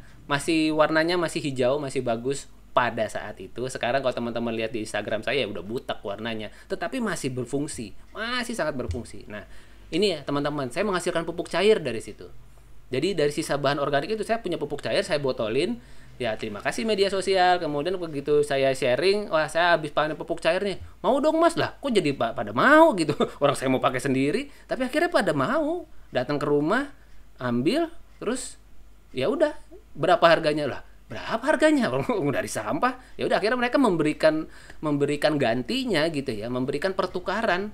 Bayangin teman-teman, sampah yang tadinya membuat kita mengeluarkan uang bisa jadi uang loh, ketika kemudian kita memilahnya dan mengolahnya dengan benar. Asik? Asik. Nah, ini contoh, ini adalah sebuah tahapan yang paling sederhana buat teman-teman semua yang mau memulai memilah mengolah sampahnya. Apa? Punya 2 tempat sampah dulu. Ya, tempat sampah yang satu buat organik, yang satu buat anorganik. Itu aja dulu. Begitu itu sudah dilakukan, nah bingung kan? Habis itu kita ngapain? Nah, baru balik lagi ke yang tadi. Ada lubang organik, ada compost pot, ada biopori dan sebagainya. Teman-teman tinggal cari metode pengolahan sampah yang paling cocok seperti apa. Tapi paling penting teman-teman punya 2 tempat sampah ini dulu. Ya, 2 tempat sampah, yang satu kalau bisa sampah organiknya tempat sampah yang tidak berlubang gitu, tidak berongga, dan kemudian tidak perlu dialasi plastik lagi. Kan biasanya suka, mungkin sebagian di antara kita masih begitu ya. Jadi walaupun udah dipilah kok mas, saya udah dipilah di rumah. Yang satu sisa berorganik masuk di sini semua, yang organik di sini sama-sama diikat, sama-sama masuk tempat sampah yang sama, ya sama aja gitu. Tapi udah lumayan lah. Tapi maksudnya kita sekarang sudah bisa naik level untuk kemudian kita mengolah sisa bahan organik kita. Nah, yang perlu kita lakukan yang berikutnya adalah kita udah mulai masuk ke teknis. Jadi setelah punya 2 tempat sampah, yang berikutnya adalah dicacah sampahnya, teman-teman. Ini dulu waktu saya masih rajin pakai talenan sama pisau. Wah, dicacahnya halus gitu. Sekarang saya udah pakai gunting tanaman yang warna hitam. Teman-teman bisa nanti mampir ke Instagram saya untuk melihat beberapa ilustrasi ketika saya ngompos. Jadi saya punya gunting warna merah hitam yang itu yang kemudian saya pakai, dan itu jadi membuatnya jadi jauh lebih mudah. Nah, ini juga menjadi penentu, teman-teman. Kita memberikan mikroba dulu di dalam proses composting. Tujuannya apa? Mempercepat proses. Kadang-kadang gini, mungkin nanti jangan udah ada yang udah punya pertanyaan yang sama nih. Mas, saya udah ngompos tapi muncul belatung, Mas. Muncul bau, gimana nih? Saya tuh nggak suka ngeliat yang uget-uget begitu. Ya, gimana ya? Mereka memang bagian dari yang ngompos sih. Kalau nggak ada mereka, sampah kita nggak terolah, teman-teman. Nah, ini mindset juga kan. Mungkin tadinya sebelumnya menganggap belatung ini atau kemudian maggot ini menjadi sebuah hal yang menjijikkan, tetapi ketika kita tahu peranannya, wah, mereka ternyata organisme luar biasa ya. Umurnya sangat pendek, tetapi bisa mengolah sampah kita dengan sangat luar biasa. Nah, tapi kita kan juga nggak mau bersahabat sama mereka terus-terusan tiap hari kan. Nah, kita bisa percepat durasinya. Yang mungkin tadinya seminggu belatungan terus, kita bisa percepat hanya 2 hari, 3 hari. Sudah selesai. Jadi proses pengomposannya kita percepat. Nah, salah satu tipsnya adalah menggunakan mol atau mikroorganisme lokal. Ada yang menyediakan dalam bentuk bubuk. Kalau saya menyarankan ke teman-teman yang ikut pelatihan belajar composting online bersama saya, bikin sendiri, pakai air beras sama gula. Udah itu aja. Dijamin kalau sampai 2 minggu hasilnya optimal, ibaratnya nggak sampai 2 minggu juga nggak apa-apa. Yang penting ada campuran air beras dan gula. And it works. Saya nggak menyangka, karena di tempat saya berhasil, tapi ternyata di teman-teman yang melakukan hal yang sama, ternyata lebih berhasil lagi. Saya juga, saya terharu ya apa yang saya sampaikan. Saya pikir hal yang biasa-biasa aja, tapi ternyata buat teman-teman itu sangat membantu sekali proses kompos yang katanya, biasanya saya baru sampai sebulan nggak jadi-jadi, kok ini 10 hari udah jadi gitu. Oh iya ya, ternyata berhasil. Jadi memberikan mol itu menjadi penting, dan kemudian memberikan penggembur. Nah, mengendalikan kadar air ini juga menjadi sebuah tips penting bagi teman-teman yang mungkin sudah melakukan proses composting, terus kemudian aromanya masih terlalu kuat, atau kemudian belatungnya banyak dan sebagainya. Mungkin sampah Anda terlalu basah. Ya, karena sampah Anda terlalu basah, maka dikeringkan, dikurangi kelembapannya dengan cara memberikan sisa bahan organik yang punya karakter menyerap air. Contoh, abu gosok kalau masih ada, sisa kayu gergaji, daun kering dan sebagainya. Nah, itu bisa digunakan untuk mengurangi kadar air, dan itu akan mempercepat proses composting Anda. Nah, kemudian ya udah masukin ke komposter, lalu kemudian bisa dipanen dalam waktu 10 sampai 14 hari. Ini hasilnya, teman-teman. Kebetulan komposter saya tipe yang nggak ada kerannya tapi banyak lubangnya di bawah, sehingga saya panennya di panci itu. Dan ini yang tadi saya bilang ada yang nyari. Dan panen pupuk padatnya, karena saya punya komposter yang pakai pintu samping, saya panennya ya dari pintu samping. Jadi first in, first out gitu ya. Nah, ini kemudian hasil panenannya ya sudah saya angin-anginkan sebentar, 2-3 hari. Setelah itu saya bisa campur lagi dengan media tanam. Dan ekoenzim juga menjadi sebuah hal yang saya rutin lakukan. Pokoknya kalau ada kulit buah, kulit pisang, kulit buah apa aja Mas yang boleh ekoenzim, bebas. Yang penting semusim dan nggak susah nyarinya. Jangan sampai kemudian, wah, kulit yang paling bagus adalah kulit apel Washington gitu. Wah, nggak ngompos-ngompos kita kalau harus cari yang paling bagus. Yang paling bagus adalah yang paling terdekat dari rumah Anda. Sedang musim lagi banyak. Sekarang musim apa sekarang? Musim mangga, lagi murah ya, 10.000 sekilo ya. Bapak-bapak, ibu-ibu gitu. Jadi itu menjadi salah satu bahan ekoenzim yang paling bagus saat ini. Karena apa? Ya paling banyak bahannya.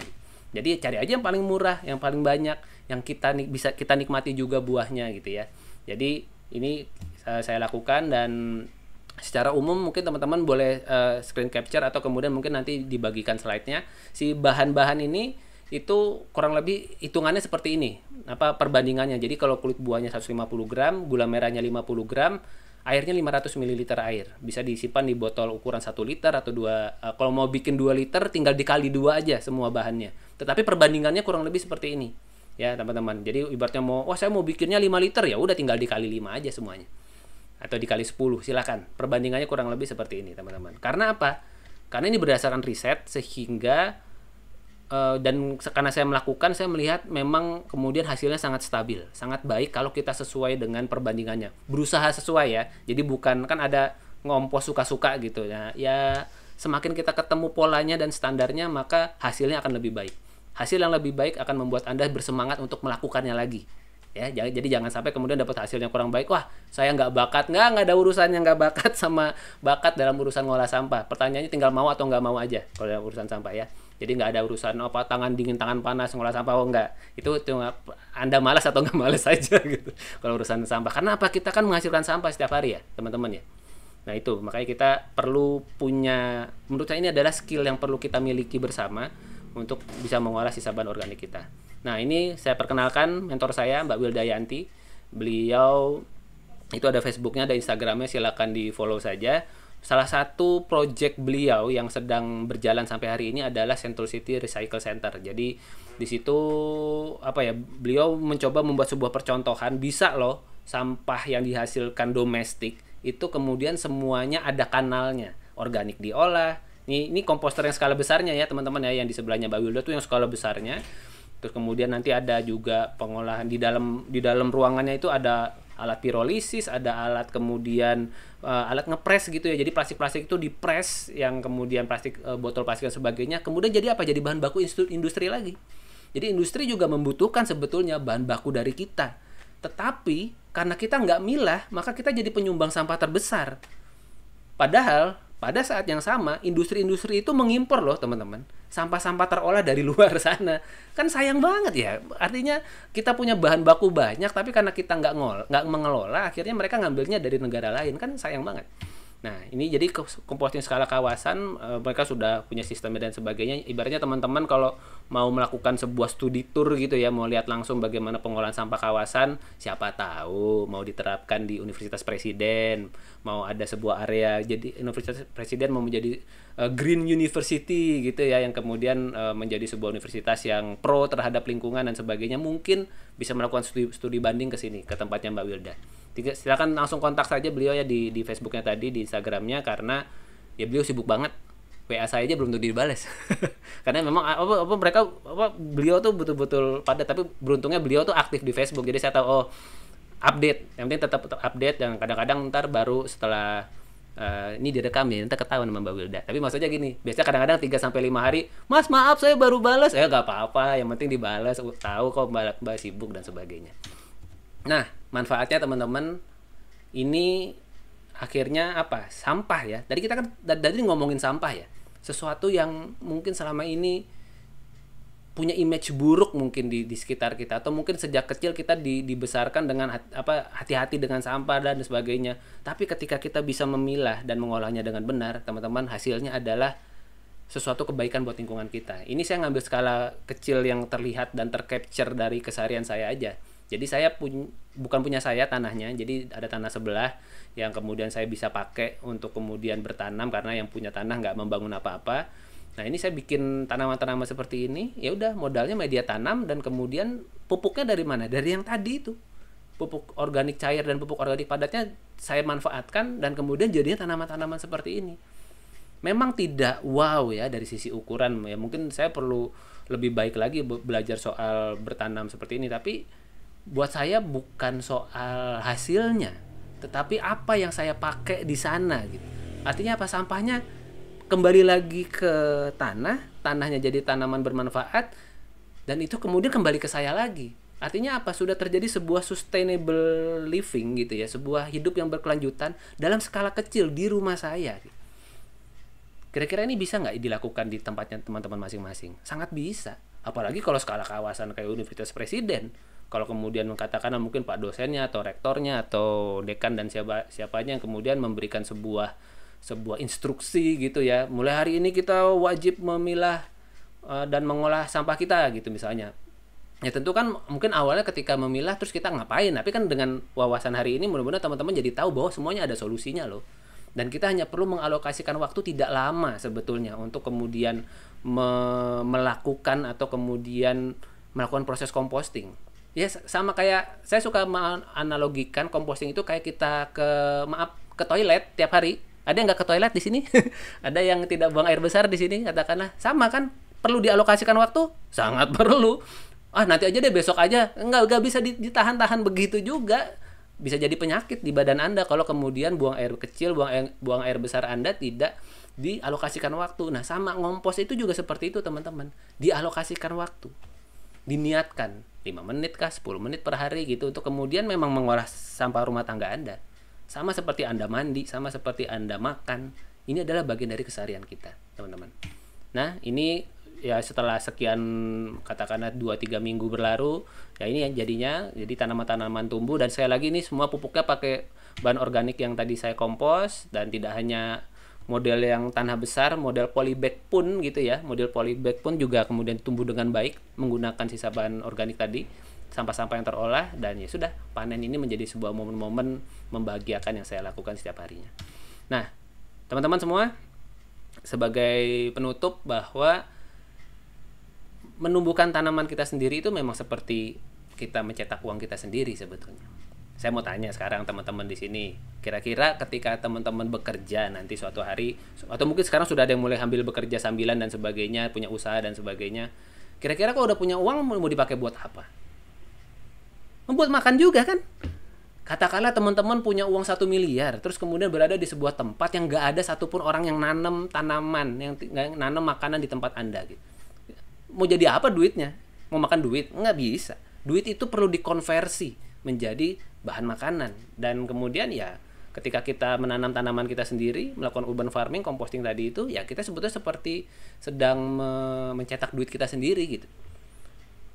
Dan ya dalam hal composting saya mengalami ketika saya mengolah sampah saya sendiri, lah jadi duit ternyata gitu ya. Bukannya saya tetap ngeluarin uang untuk kemudian katakanlah buat lingkungan, sekalian bayar keamanan dan sebagainya, tetapi saya dapat duit lagi dari hasil sampah yang saya kelola sendiri.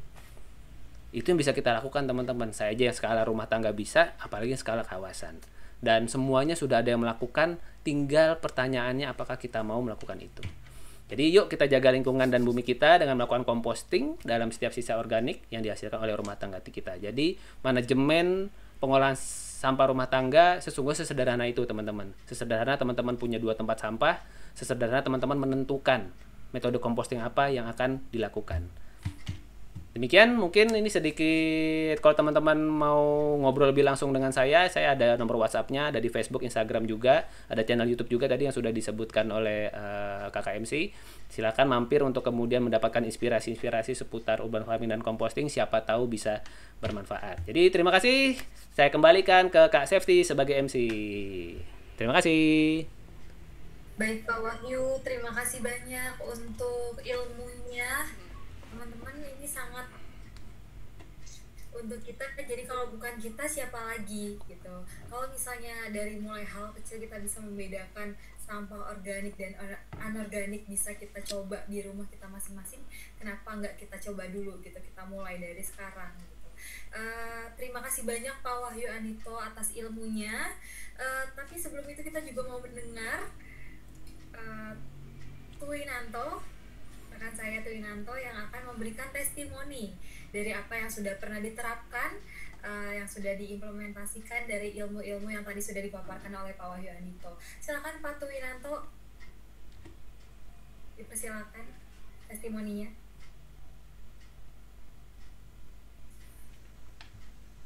Sudah kedengeran? Sudah kelihatan? Sudah ya.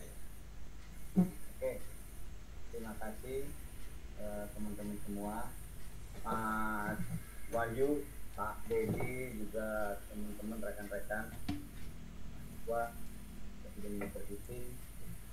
Saya mungkin di sini selaku mahasiswa juga dan selaku masyarakat juga, karena saya memang sudah berpikir masyarakat.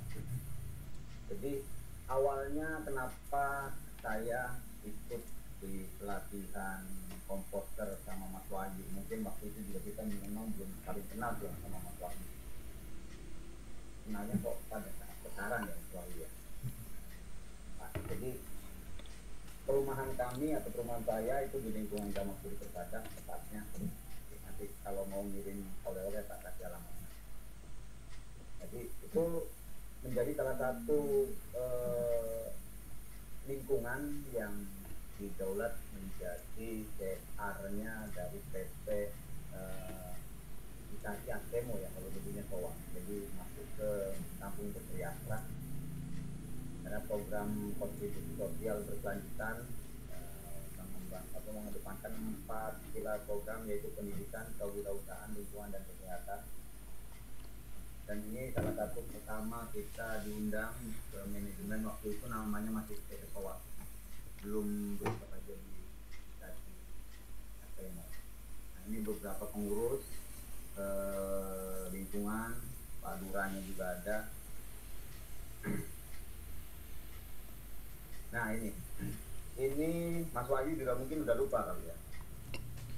Nah ini tadi ada juga di foto Mas Wahyu, ini lingkungan pada waktu kami mengikuti komposter bimbingan secara langsung yang difasilitasi oleh PT Towa.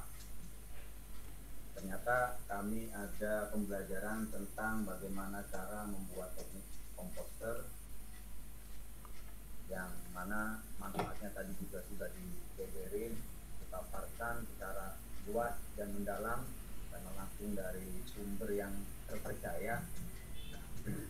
Setelah melakukan ini, apa sih manfaatnya kalau dari sisi saya pribadi atau dari lingkungan? Yang pertama adalah satu, tadi kita bisa mengurangi dampak. Yang kedua mungkin dari sisi kesehatan ya, kalau saya melihat secara gampangnya bahwa apa yang kita makan itu menggunakan tekniknya hidroponik atau organik ya, nggak, pupuknya nggak pakai pestisida. Kalau kita beli sayuran yang kita nggak tahu nanamnya, kita kan nggak tahu apakah dia pakai racun, bahan kimia. Tapi kalau sayuran yang kita makan, yang kita tanam sendiri, minimal kita tahu apa zat yang dia serap, dari mana pupuknya, jadi kesehatannya lebih terjamin. Dan secara ekonomi juga paling berasa dampaknya itu ibu-ibu ya, di lingkungan saya itu, karena dia merasa ada ngirit, bahasanya dia ngirit, cara belanja sayuran yang tadinya berapa gitu bisa berkurang karena dia punya menanam di lingkungan sendiri menggunakan hidroponik dengan pupuk hasil komposter. Dan mungkin dari sisi pengetahuan kita juga mendapatkan kesadaran tentang bahaya sampah rumah tangga, yang awalnya kita hanya berpikir bahwa sampah-sampah industri itu membahayakan. Ternyata setelah kita dengar memang benar sampah rumah tangga pun juga menimbulkan dampak yang negatif. Nah, ini ketua lingkungan saya yang mungkin Mas Wahyu juga pernah melihat orangnya. Ini juga karyawan, sebenarnya ini karyawan kaya abad, cuman karena ini lagi program Towa dia pakai kopi Towa tuh.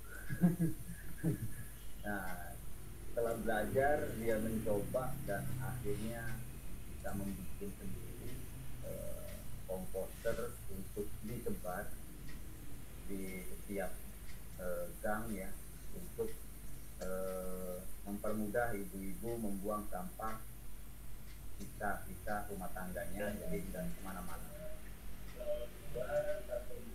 Nah ini salah satu program dari CSR Towa. Ini pun komposter yang kalau nggak salah ini yang dikasih pertama sama Mas Wahyu buat lingkungan saya. Tapi kesininya kita udah bikin sendiri Mas Wahyu. Kita udah enggak ini. Jadi udah kita bisa berjalan sendiri hasil pembelajaran. Kami juga membudidayakan buat jahe merah, terus kita juga ada lele, terus ada pemanfaatan limbah plastik ya, kita bikin pot, jadi nggak kita buang bekas kopi atau di kapal api atau apalah pokoknya yang dari plastik kita bikin juga. Ini kegiatannya ibu-ibu. Dan ini hidroponik, yang ini pun hidroponik kita dikasih dari Towa. Juga lele, dan yang tadi disinggung tentang masalah maggot ya, salah satunya juga kami Mas Wahyu lagi budidaya maggot yang nanti hasilnya akan kita buat makan ternak ya. Salah satunya lele. Jadi kita lagi mau ada riset antara lele yang dikasih makan pur sama lele yang dikasih makan maggot. Baru tanggal 12 kemarin kita tanam, kita pisahin drumnya, nanti kita pengen lihat pertumbuhannya.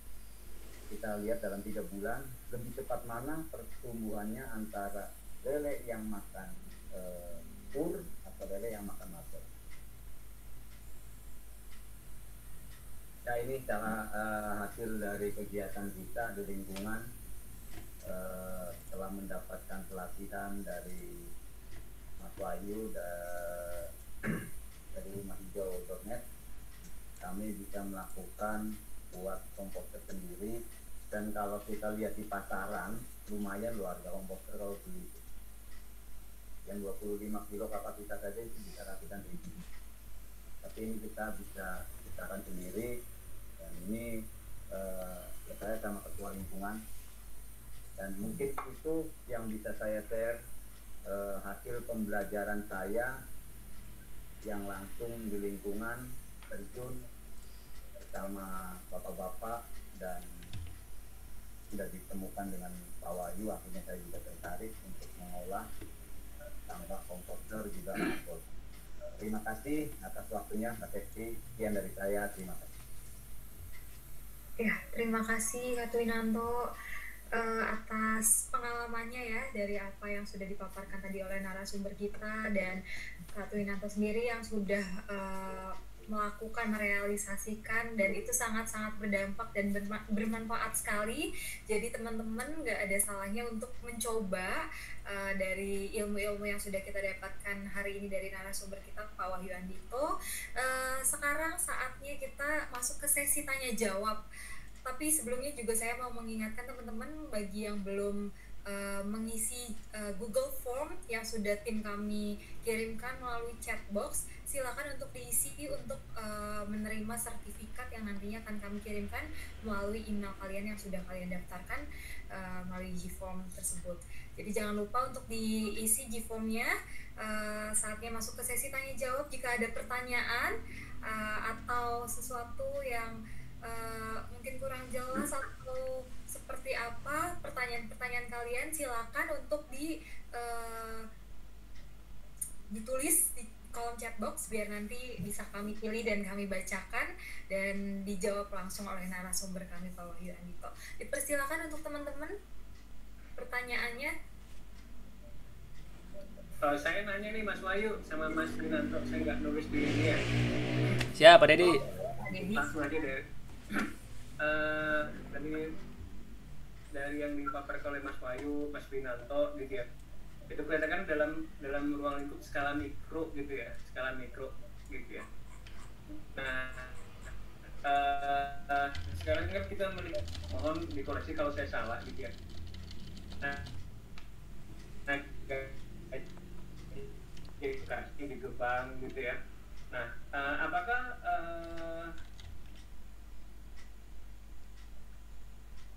untuk memanfaatkan di tempat pembuangan sampah yang orang DKI buangnya ke Bekasi gitu ya. Nah, jadi saya ulangi lagi sedikit untuk kalau salah. Tadi Mas Twinanto, Mas Wahyu buat dari dengan skala mikro, apakah ada yang skala besar yang bisa dilakukan? Itu bisa dilakukan dengan skala besar yang pada saat di tempat pembuangan sampah yang besar gitu Mas. Mohon Mas Wahyu, Twinanto enggak?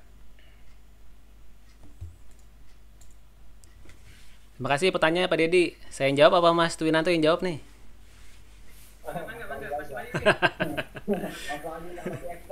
Enggak. Sebetulnya saya tidak expert di skala besar Pak Dedi, tetapi saya punya teman-teman yang melakukan itu. Jadi, tapi sebelum saya jawab pertanyaan Pak Dedi, saya mohon izin memberikan applause dulu buat Mas Twinanto dan teman-teman di Puri Persada. Tadi betul-betul saya sebagai seseorang yang waktu itu datang ke sana bawa komposternya, terus kita sharing segala macam, dan waktu itu saya datang nggak sendirian, saya sama istri saya waktu itu. Jadi istri saya bantu untuk kemudian ya dalam tanda kutip ngobrol sama ibu-ibunya di sana gitu kan. Jadi kan bisa dapat dapat sudut pandang yang lebih banyak lagi, dari tidak hanya dari sisi bapak-bapaknya tapi dari sisi ibu-ibunya juga. Dan di situ saya ketika tadi ngeliat slide-nya saya terharu, Mas Tuinanto. Terima kasih. Apa yang menjadi visi saya, apa yang menjadi rencana saya kesampaian. Saya memang sengaja ngasih komposter contoh. Please ditiru, plek-plek monggo gitu ya, karena semakin banyak yang bikin semakin bagus.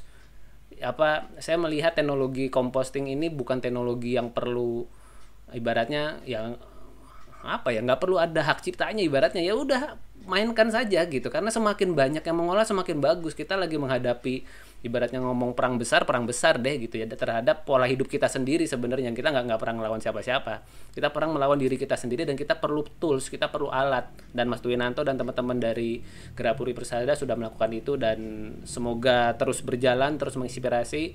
Paling pesan saya adalah share, Mas, mainkan medsos, Mas, maksudnya posting aja gitu ya, karena semakin banyak orang terinspirasi, mereka bisa melihat bahwa oh ternyata hal itu visible buat dilakukan, oh ada sebuah komunitas yang bisa melakukannya. Jadi kadang-kadang orang hanya perlu diyakinkan bahwa hal itu bisa.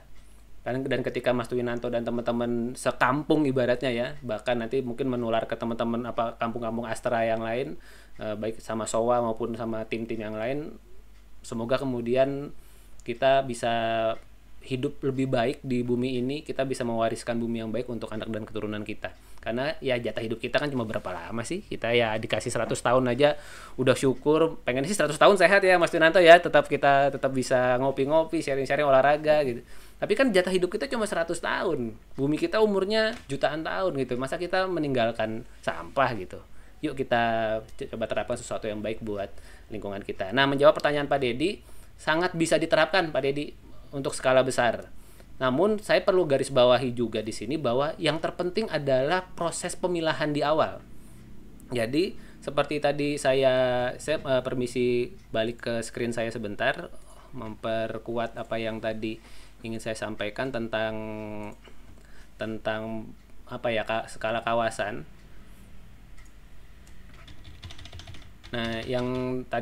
Nah, di sini. Jadi sebetulnya kalau kemudian Pak Dedi dan teman-teman memang berminat atau ingin mendalami tentang skala kawasan, semua sudah tersedia Pak alatnya.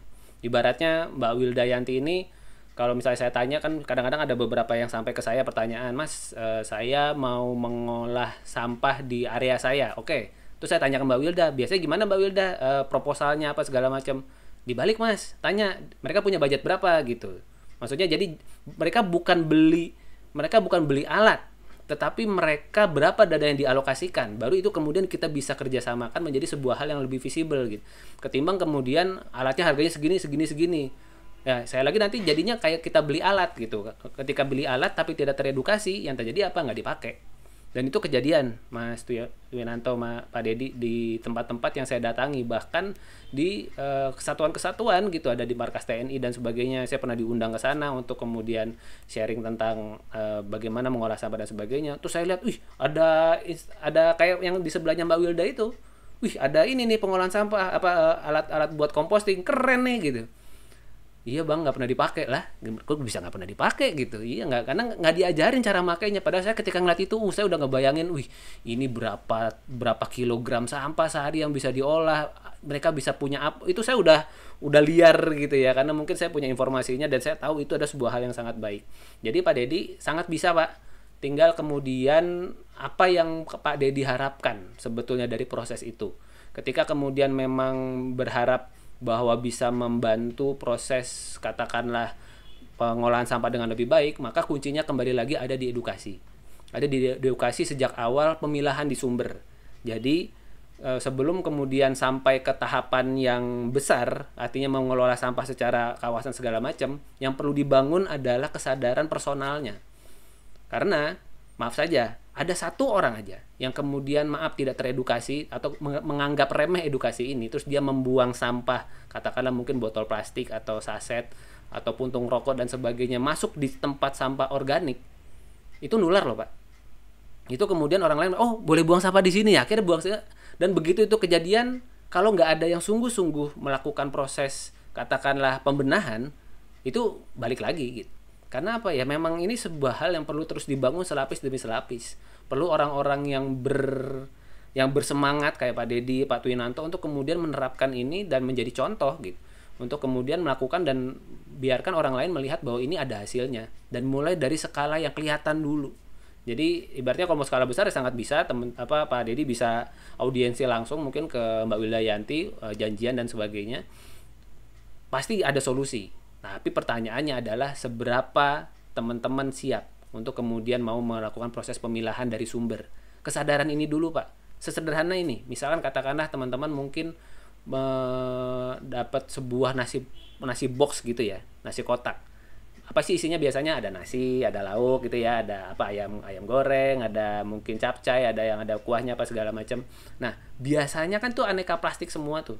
Banyak untuk bungkus plastik apa banyak banget plastiknya. Nah, selama ini bagaimana kalau misalnya kita dapat seperti itu? Ketika kita makan selesai, taruhlah nggak habis. Tetap disimpan di boxnya nggak? Biasanya gitu ya. Maksudnya kita ya udah simpan di boxnya lagi, terus kita tumpuk aja, masukin ke polybag besar dan kita anggap urusan kita selesai. Padahal tidak seperti itu.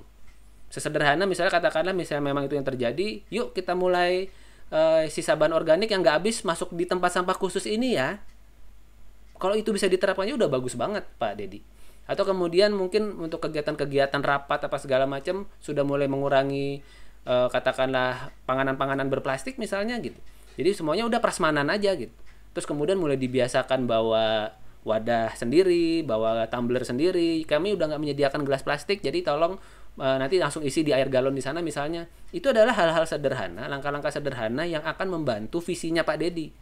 Sehingga nanti ketika barangnya ada, betul-betul Anda menerapkan proses skala skala besar di tempat Anda nggak kerepotan dengan perilaku orang-orang yang mungkin selama ini belum teredukasi. Jadi saya sih mengajak lebih menguatkan di sisi edukasinya dulu Pak Dedi. Tapi kalau Pak Dedi nanya sekali lagi tentang skala besar, ada Pak. Ada. Bapak mau berapa ratus ton sehari? Ada gitu. Karena semuanya sudah ada, teknologinya sudah tersedia.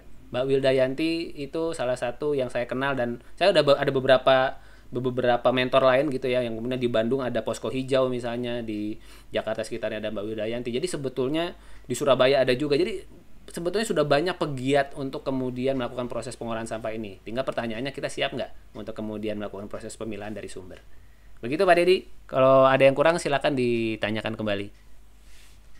Saya kembalikan ke KKN sih, silakan. Ya, siap, terima kasih Pak Dedi. Ya, sama-sama. Ya, terima kasih Pak Dedi untuk pertanyaannya, dan Pak Wahyu sudah sangat jelas menjelaskan atau menjawabnya ya. Ini juga ada beberapa pertanyaan di chat box. Mau dijawab semuanya atau pilih salah satu? Yang dari Kak Kiki ya? Yang Kak Kiki? Kak. Ya, saya jawab. Boleh silakan dibacakan Kak, silakan. Ya, saya buka dulu ya pertanyaannya. Saya mau bertanya dari Kiki Veronica. Saya mau bertanya, selain di area Jakarta, apakah di area Denpasar ada pelatihan komposting seperti ini, Kak? Ya, kebetulan saya memang sejak mungkin sudah 3 bulan 4 bulan yang lalu saya menginisiasi sebuah pelatihan, namanya pelatihan composting online. Itu saya membagikan ini Kak, coba saya share screen lagi. Jadi saya membagikan ini.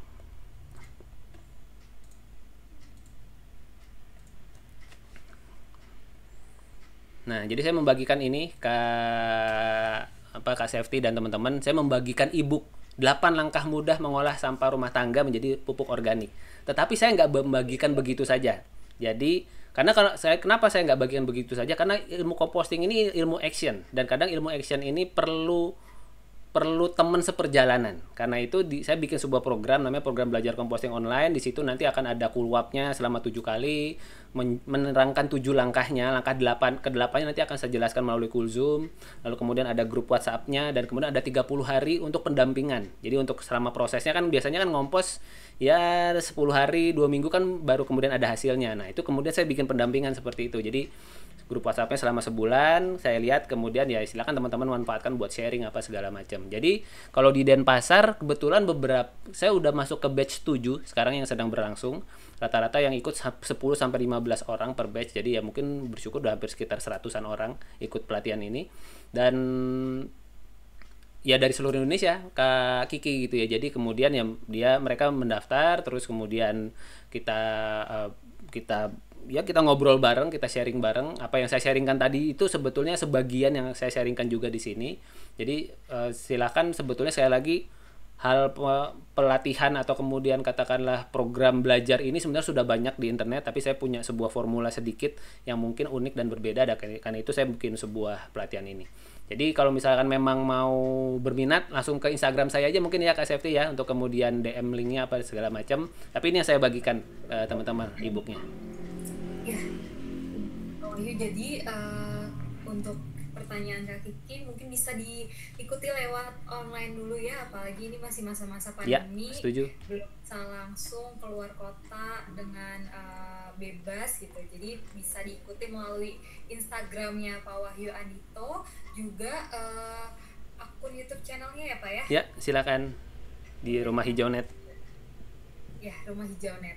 Selanjutnya ada lagi pertanyaannya Pak Wahyu, ya. Mau saya bacakan lagi? Silakan. Kita kan memilih 5 pertanyaan dan ada 5 hadiah juga ya, 5 hadiah untuk 5 pendengar terbaik. Kalau memang ada 5 cuma ada 5 pertanyaan di sini, berarti buat 5 hadiahnya buat 5 yang bertanya di chatbox ini. Dan untuk Pak Dedi yang sudah bertanya secara langsung, nggak apa-apa ya Pak Dedi? Pak Dedi mau bonus. Hadiahnya untuk teman-teman yang bertanya lewat chatbox. Yang kedua saya bacakan dari Baihaqi Noval.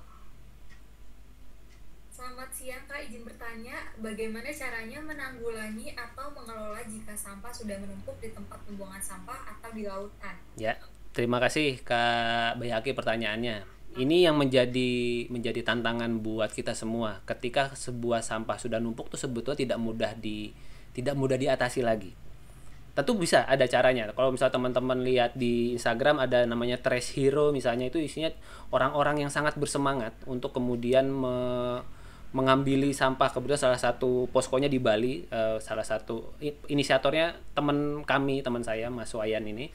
Terus kemudian ya beliau ya menggerakkan orang untuk kemudian memang mengumpuli sampah, ngambilin sampah di lautan. Jadi kalau sudah tertumpuk, memang menurut saya tidak ada cara lain selain kita gotong royong, kita kerjasama dan keroyokan gitu untuk kemudian menyelesaikan semuanya. Nggak bisa dilakukan sendiri, bisa dilakukan sendirian, tetapi tentu jangka waktunya lebih lama. Kalau ini menjadi sebuah gerakan, sebuah komunitas, tentu akan lebih asik ngerjainnya.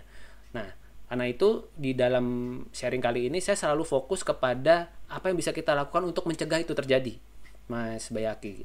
Kenapa sih sampah itu sampai ke laut? Karena kan pasti itu isinya sampah-sampah ketumpuk semua. Sampah-sampah dumping semua, yang tadinya awalnya pasti ketumpuk sama sisa bahan organik. Bayangkan kalau nggak ada sisa bahan organik, itu sampah hilang, nggak nyampe ke laut.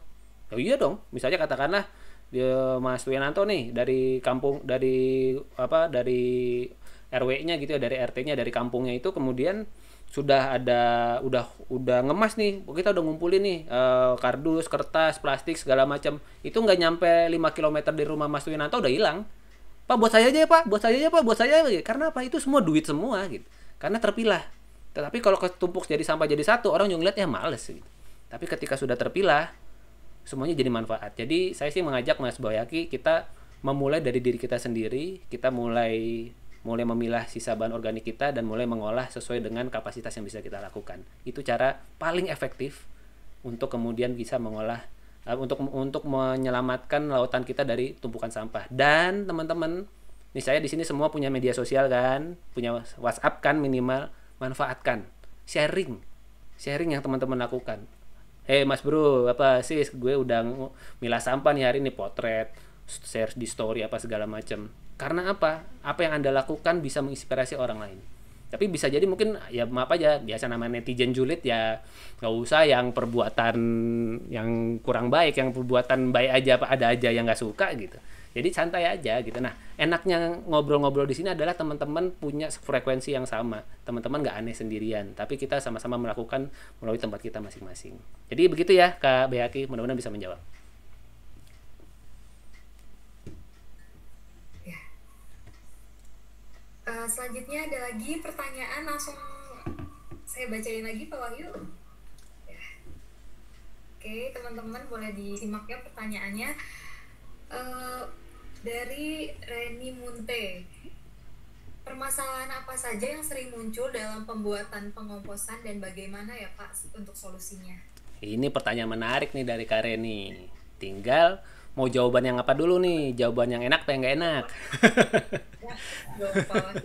Karena kalau jawaban yang enak maksudnya biasanya permasalahannya itu biasanya ada di aroma, ada di belatung gitu ya. Itu jawaban enak. Maksudnya apa? Itu ada solusinya. Solusinya itu apa? Kalau ada belatung berarti kasih penggembur.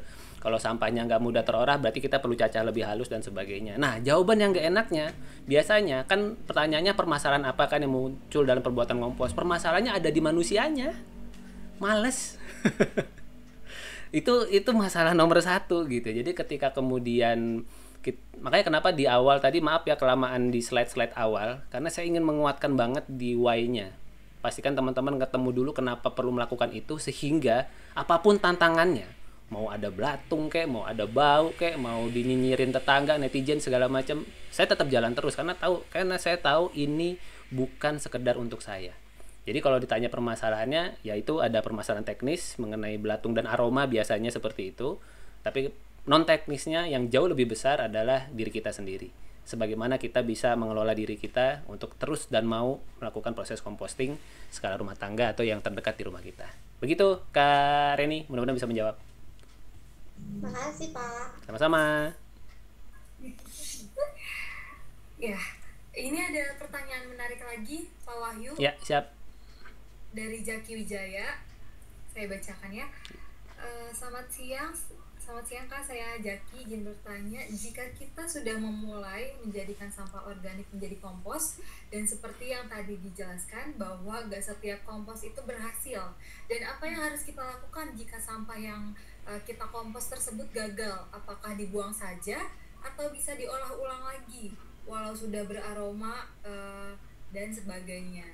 Terima kasih pertanyaannya Kak Zaki, keren ini pertanyaannya. Jadi ini saya perlu sampaikan sedikit bahwa tidak ada kompos gagal, ya. Jadi semua sisa bahan organik itu pasti terkompos. Pertanyaannya, apakah lingkungannya memungkinkan dia buat terkompos sesuai dengan waktu yang kita harapkan? Ya, kadang-kadang kita pengennya 2 minggu udah terkompos, tapi kok bisa sampai sebulan nggak jadi nih komposnya gitu ya. Saya pengennya sih aromanya cuma 2-3 hari aja. Kok nih sampai seminggu aromanya keluar terus, dan itu dianggap gagal. Sebetulnya bukannya gagal sih Kak Zaki, lebih karena proses pengomposannya dengan metode yang kita lakukan ya membuat dia ya terkomposnya dengan durasi yang panjang seperti itu. Jadi bukan gagal, hanya saja durasinya lebih panjang. Jadi kalau saya boleh sarankan, bukan dibuang ya Kak, tetapi langsung di lubang organikan saja kalau mau memulai dari awal ya. Dan saran saya sih memang mulai dari awal aja, karena biasanya mengolah sesuatu yang sudah tercampur, mungkin ada lendirnya, terus mungkin aromanya menantang dan sebagainya, saran saya sih langsung di kompos saja Kak, langsung dikompos dengan lubang organik. Jadi gali lubang, cari tanah kosong, gali lubang, masukkan semua kompos yang dianggap gagal tadi ke dalam tanah, dah kubur, selesai. Gitu ya Kak Zaki cara penanganannya. Baik Pak, terima kasih. Sama-sama Kak Zaki. Selamat melanjutkan proses ngomposnya. Ya Pak Wahyu. Ya, silakan. Ini ada 3 pertanyaan lagi, tapi sebenarnya kita hadiahnya cuma ada 5 nih Pak. Monggo Kak Ferti yang pilih mana yang mau dipilih pertanyaannya. Mungkin saya lempar ke Pak Twinanto ya, untuk menentukan kira-kira siapa lagi setelah ini. Satu orang lagi yang dengan penanya terbaik yang berhak mendapatkan hadiah. Karena mohon maaf teman-teman, hadiahnya cuma 5 dan ternyata pertanyaannya lebih dari 5. Senang berarti kan, antusias. Silakan. Semangat. Terima kasih banyak sebelumnya sudah antusias bertanya, tapi mohon maaf kalau hadiahnya terbatas ya. Boleh Pak Turinata dibantu, kira-kira siapa lagi yang terakhir? Mungkin ini ya, karena kita sering juga menemukan sampah yang masalah diaperi. Dari Mbak Emi Supriyati, kayaknya bagus juga. Oke, Saya bacain Mas Wahyu ya. monggo silakan. Izin bertanya kepada Mas Wahyu, bagaimana cara composting dari sampah diaper apa ya? Popok. Iya, Mm-mm. kebetulan saya punya anak bayi dan kebingungan atau kesulitan cara memanfaatkan diaper bekas anak ini. Nah, ini kan lebih banyak yang terjadi di masyarakat. Betul, betul. Ini. Ya. Oke, saya langsung jawab ya, Mas Tuinanto ya. Terima kasih pertanyaannya Kak Elis. Jadi buat sampah popok itu sebetulnya cara penanganannya saja yang perlu kita lakukan. Jadi kalau mau dipakai ulang itu sebetulnya ada dua pilihan sih. Jadi ada pilihan kita pertama menggunakan popok yang bisa yang bisa berkali pakai. Saya kebetulan istri waktu itu menggunakan untuk kedua anak kami, yang anak yang kedua dan yang pertama waktu itu kita masih pakai popok sekali pakai. Yang anak kedua itu kita sudah mulai pakai popok berkali pakai. Ya memang agak sedikit repot ya, maksudnya artinya apa ya, mungkin kotorannya belepetan pada awalnya dan sebagainya, tetapi kami menjalankannya dengan hati bahagia. Dalam artian apa, kita berusaha mengurangi pemakaian popok sekali pakai. Nah, popok yang sekali pakai pun sebetulnya ketika sudah digunakan bisa kita, sebenarnya popok itu terdiri dari unsur kertas Kak, tetapi sekali lagi kan kalau kita ngasih popok dalam keadaan ada kotorannya ya juga nggak akan diterima kan di tempat pengolahan. Jadi yang kita bisa lakukan, tahapan pertama biasanya yang saya lakukan dulu ketika kita pakai popok sekali pakai, dan biasa kita malah pakai popok yang memang kualitasnya bagus. Jadi katakanlah kalau dari ngomongin harga ya, mungkin yang harganya kalau sekali pakai itu bisa di atas Rp5.000 gitu ya per popoknya. Biasanya dia punya perekat yang bagus, punya kualitas kertas yang bagus. Yang saya lakukan apa? Kotorannya katakanlah pupnya dan sebagainya itu dibilas dulu, dibersihkan, terus kemudian nah di dalam popok itu kan yang basah itu kan dia terserap gel Kak, ada gelnya. Nah gelnya itu dikeluarkan lalu dikubur. Jadi gel ini ramah lingkungan sebetulnya, dia bisa kemudian terurai dengan lingkungan, tetapi dengan cara lubang organik Kak. Jadi ya katakanlah kalau kakak bisa gali lubang organik, maka si gelnya itu dituangkan ke tanah, dikubur di situ. Nah, si kertasnya ini itu bisa dipakai lagi. Bahkan kalau perekatnya bagus, waktu itu istri saya menggunakan, jadi karena gelnya sudah dikeluarin, isiannya itu diselipin pakai kain Kak. Bisa pakai kain, terus kemudian popok sekali pakainya masih bisa dipakai lagi, itu bisa sampai 10 kali pakai lagi itu si perekatnya itu dengan cara yang sama. Ya tentu mungkin ketika pipis atau bayinya pipis dan sebagainya tidak menyerap sebanyak kalau pakai gel. Atau kalau pipisnya bayi pakai gel kan mungkin bisa ya 3-4 kali pipis masih oke lah. Tapi kalau ini mungkin sekali pipis saja sudah harus kita ganti. Ya sedikit repot, tetapi kita melakukan sebuah hal baik buat lingkungan kita. Jadi saran saya Kak Elis, kalau misalkan memang mau berkontribusi untuk mengolah sisa popoknya, pertama pupnya dibilas dulu, buang di toilet, gelnya dikeluarkan, dikubur di tanah, baru kemudian si kertasnya ini yang kakak kumpulkan itu masuk di area plastik kertas Kak. Jadi dia bisa kemudian dikompos dengan cara bukan dikompos tapi dikumpulkan sehingga diolah di pengolahan kertas. Begitu Kak Elis, mudah-mudahan bisa menjawab.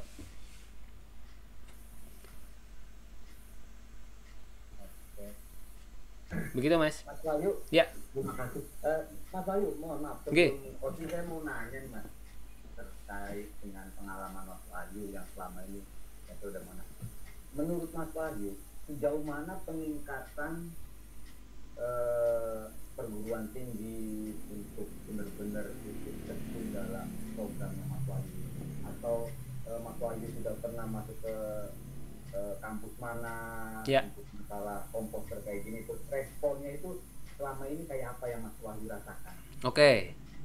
Saya nggak bisa mengeneralisir ya Mas Tuyanto ya, karena mungkin jam terbang saya dari kampus ke kampus belum terlalu banyak. Tetapi terakhir itu adalah saya sharing di sebuah universitas di Bandung di Fakultas Teknologi Pertanian.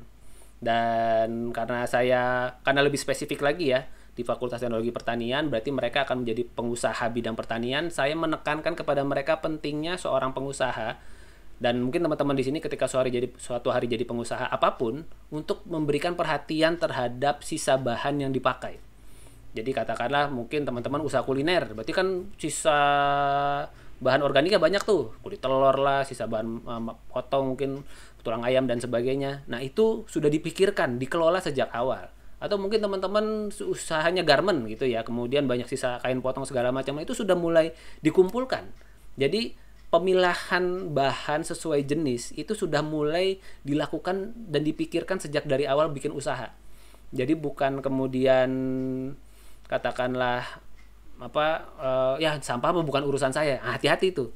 Karena bisa jadi yang menyumbang sampah terbesar ya selain rumah tangga, selain kita gitu ya, rumah tangga, tapi bisa jadi juga dunia usaha kalau kemudian tidak mulai mencermati ini. Jadi saya pribadi bersyukur sekali setidaknya 2 tempat ya, satu di sana dan satu di sini gitu ya, satu di Bandung, satu di Cikarang ini, responnya luar biasa. Sebagaimana teman-teman di sini dari sisi pertanyaan dan sebagainya, responnya sangat baik sekali. Jadi sebetulnya teman-teman di perguruan tinggi, baik para dosennya maupun apalagi para mahasiswanya yang kemudian akan menjadi penentu penggerak ekonomi 5-10 tahun ke depan, menurut saya perlu memiliki wawasan seperti ini. Makanya saya semangat banget ketika kemudian punya kesempatan untuk berbagi seperti ini. Begitu sih Mas. Oke Mas Bayu, terima kasih Mas. Sama-sama. Ya, saya mau mengingatkan lagi untuk teman-teman yang belum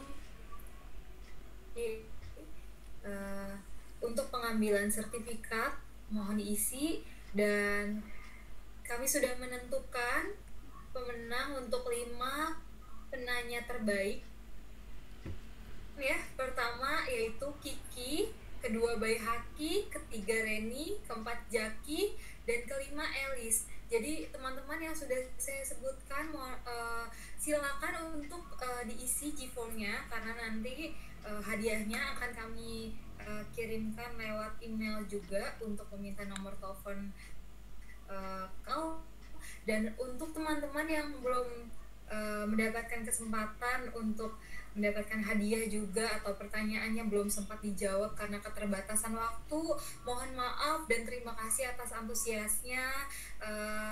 Terima kasih sudah memberikan pertanyaan-pertanyaan yang sangat menarik, yang sangat bagus, tapi karena keterbatasan waktu kami tidak bisa menjawab semuanya. Dan sudah di penghujung acara,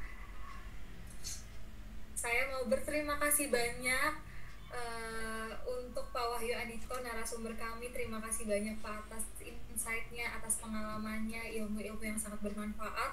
Juga terima kasih banyak untuk dosen kami, dosen pembimbing kami, Pak Hadi Suprayitno, dan juga dosen penanggung jawab kami, Pak Dedi Rianto. Terima kasih banyak untuk kesempatannya Pak.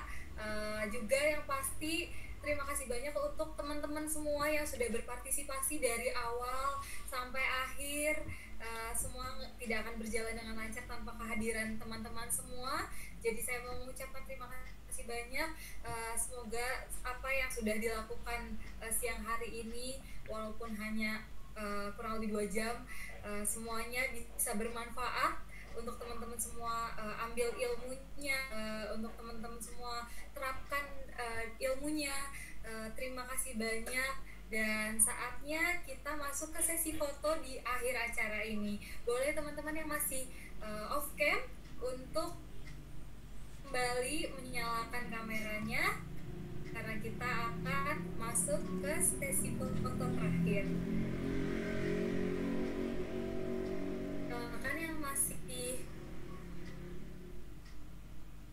belum menyalakan kamera, boleh langsung menyalakan kamera, karena kita akan berfoto dulu sebentar saja ya. 1, 2, 3. Sekali lagi. 1, 2, 3. Terima kasih banyak semuanya. Terima kasih banyak. Terima kasih Mas Wahyu. Pak Dedi, kasih Mas Winanto, teman-teman makasih ya. Bye, salam sehat. Sama-sama. Terima kasih semuanya. Bye. Sampai kita ketemu lagi. Sehat-sehat. Sampai, makasih Mas Ayu. Sama-sama. Semoga bermanfaat. Amin. Ya, Saya permisi live ya. ya oke.